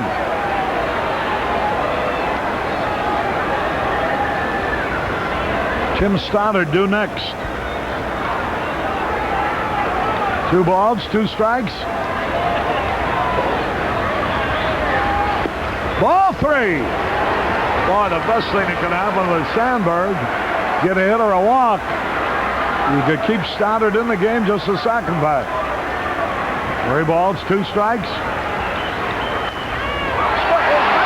Down the line, extra bases. Here goes Sandberg into second base with a stand-up double. Listen to the crowd. He drives it down inside the third base line. Bill Madlock with a diving attempt can't get to it. Amos Otis doesn't get to the ball quickly enough, and Sandberg with double number 20 starts off the 11th inning on second base, and now the sacrifice is in order. You got to get him to third. Sandberg has taken over the league lead in doubles with 20. Chuck Tanner coming out. He wants to talk about the defense in the infield. He's got a patched up infield. He's got Benny DiStefano, who we saw in the outfield, back at first, Lacey at second, Morrison at short, Madlock the only regular at his position in the infield. Now he's pointing out, look at Chuck Tanner. There you see Jim Fry. Tanner is motioning. Now watch him. He's showing the infielders where he wants them. Boy, this is a clinic right here. That's terrific. Great shot. Arnie says for $600,000 a year. Don't these guys know where they're supposed to be? Does the manager have to come out there and tell them? Well, it's because they're all playing out of position. Watch this defense. He's going to bring in DiStefano, and he's going to put Lacey right at first base. DiStefano is going to play almost right on top of the hitter. So there is nobody at short. There's nobody at second, as Morrison is almost standing on second base. It's an unusual defensive alignment. And now he's forcing Jim Fry. He's bringing up Henry Cotto. Instead of Stoddard, he was going to use Stoddard, but the abnormal, the radical defense that manager Chuck Tanner comes up with is forcing Fry to do what he did not want originally to do. He'd rather keep Stoddard in the game in the event the Cubs do not score. But now let's see. Here's Don Zimmer coming over to talk to Fry. Henry Cotto is going to come up to hit, hitting .267, 1 for 4 as a pinch hitter. But just because Cotto is in the game, don't think for a minute that he's not going to bunt, because he is a very good handler of the bat and an excellent bunter. But if he does get the bunt down, he's going to want to get it down to third base. I wouldn't be a bit surprised to see him swing away. Now, what do you think of that? You can lay down a perfect bunt the way they're defending here and still get the runner at third base. But Sandberg is one of the greatest base runners in the game. Let's see what they're going to do. Now they got the first baseman. Look where the first baseman is playing, between the pitcher and first base. The second baseman, Lacey, is playing at first base. There's nobody at shortstop. There's nobody at second base. That's why I think he's going to hit away here. The outfield is very close in right field. Strike call.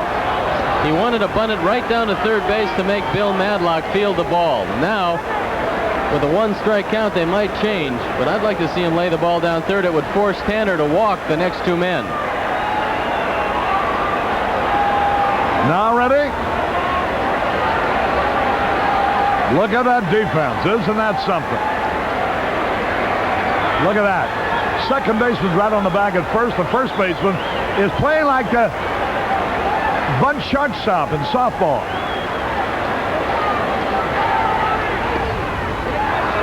Low inside. And the count evens. A ball on the strike. He's still up there bunting. Henry Cotto, rookie outfielder. And here's Bill Madlock coming over now. And so is Benny DiStefano. The wheels are really spinning. More huddles than the Pittsburgh Steelers. Now ready.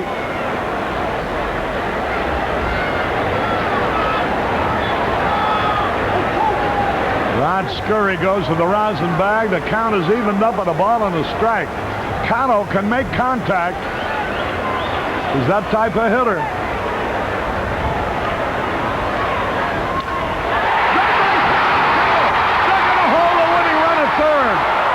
the throw by Amos Otis. Cotto drills a single to left. I had a feeling he was going to hit away with that defense. You had to take advantage of it. And his runners at first and third. Nobody at shortstop. That's where the ball goes through. Henry Cotto drives it in, but Amos Otis was playing close in left field, so Sandberg cannot advance. Runners at the corners and nobody out. Now here is Keith Moreland. What are they going to do here? They're going to walk him. They want to pitch to Richie Hebner. Nobody out. They're going to walk Moreland intentionally. Hebner will be hitting with the bases loaded and nobody out. But Hebner's a left-handed hitter, followed by Jody Davis. So Scurry with a great curveball.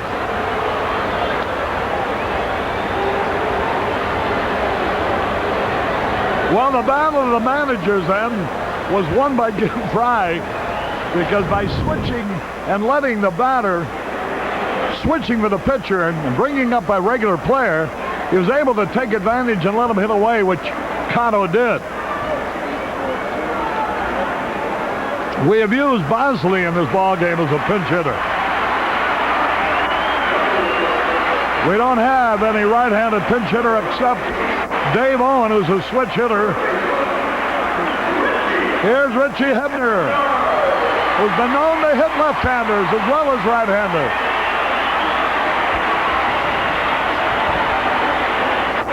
Look where the outfield is.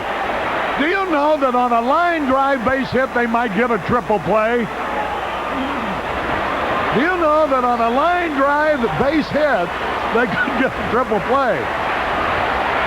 Look where they bring the right fielder now. Look at this.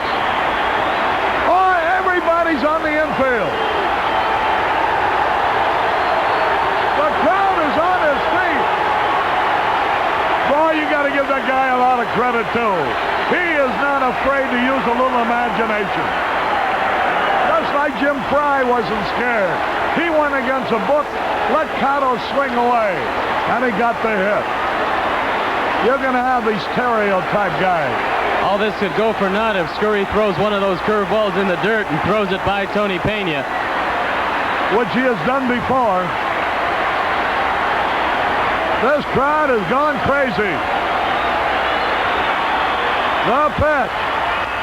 Swings and he fouls it off. Looks like a killer bee convention in the infield. There's more yellow and black shirts than we've seen at the infield in one time. Take a look at that defense. Scurry has made 4 wild pitches this year.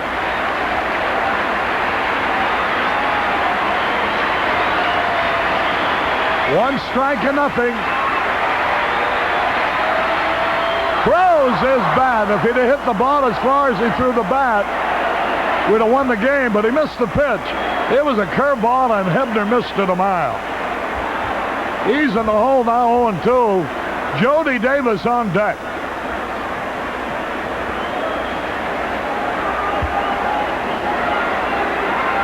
Bases loaded, nobody out.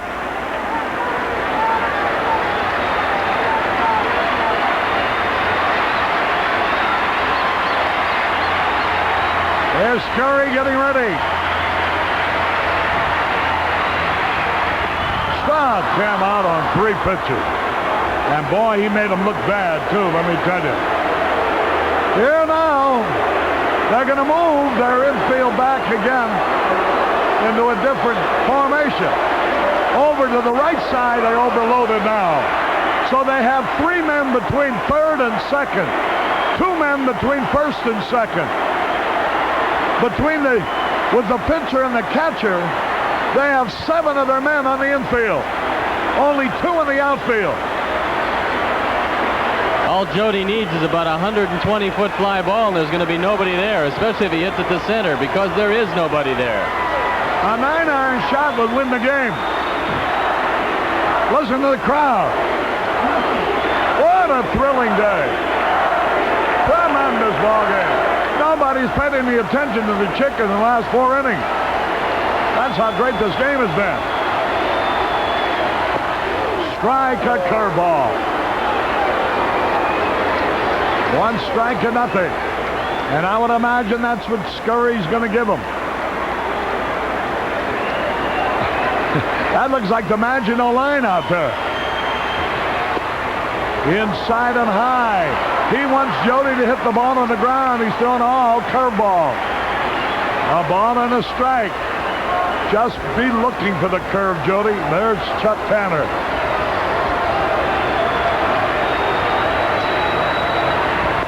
Low, almost threw it away. 2 balls and a strike. That was the first fastball he threw. Oh, boy, the drama, the tension. It's all there in Chuck Tanner's face. And Jim Fries. Listen to the crowd. 2 balls and a strike.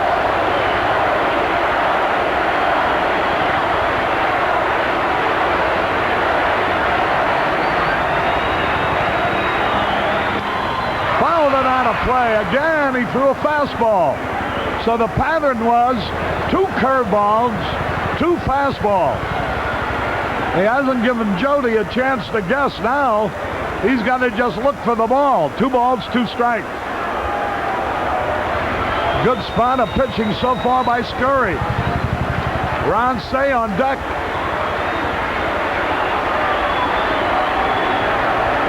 Jim Fry uncharacteristically pacing the dugout. You don't see too many nerves shown in this man. He's a little tense down there. 2-2 the count, bases loaded, 1 out.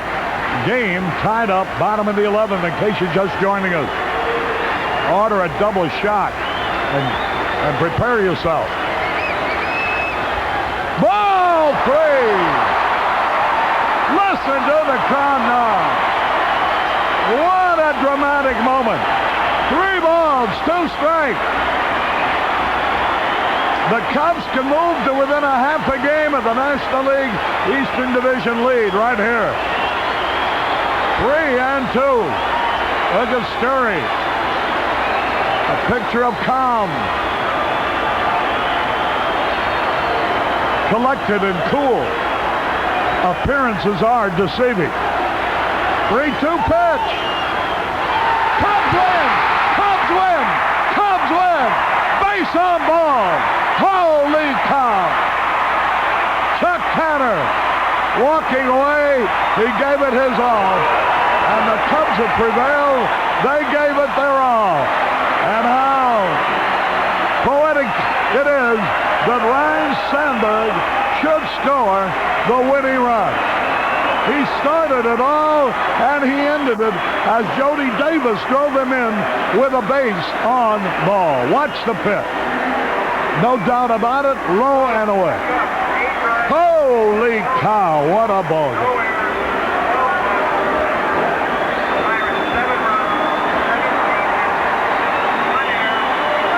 The winner is Tim Stoddard.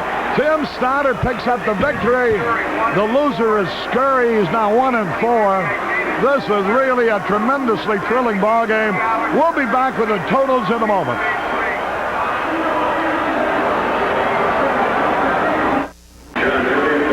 Harry Carey and Steve Stone were back at Wrigley Field. You know, the Cubs have played 5 extra inning games this year and have won all 5 of them, 4 of them being at home. So the team that wins the close games, they say, will win the whole banana stand. The total's 8-7 in favor of the Chicago Cubs. And just about the time the Cubs won their game, Harold Baines hit a homer in the bottom of the 9th to win the game for the White Sox over Seattle, 9-7. What a thrilling contest. Harry, it was great. Jody Davis with 3 RBIs got the game winner today. Some fine defense by Larry Bowa at shortstop.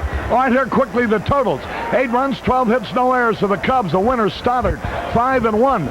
7 runs, 17 hits, 1 error for the Pirates. The loser, Scurry. He's now 1-4. Harry Carey with Steve Stone wishing you all a very pleasant good afternoon from Wrigley Field, where the Cubs gained a split in the 4-game series by beating the Pirates in a thriller 8-7 in 11 innings. Hope you enjoyed it all. This Bud's for you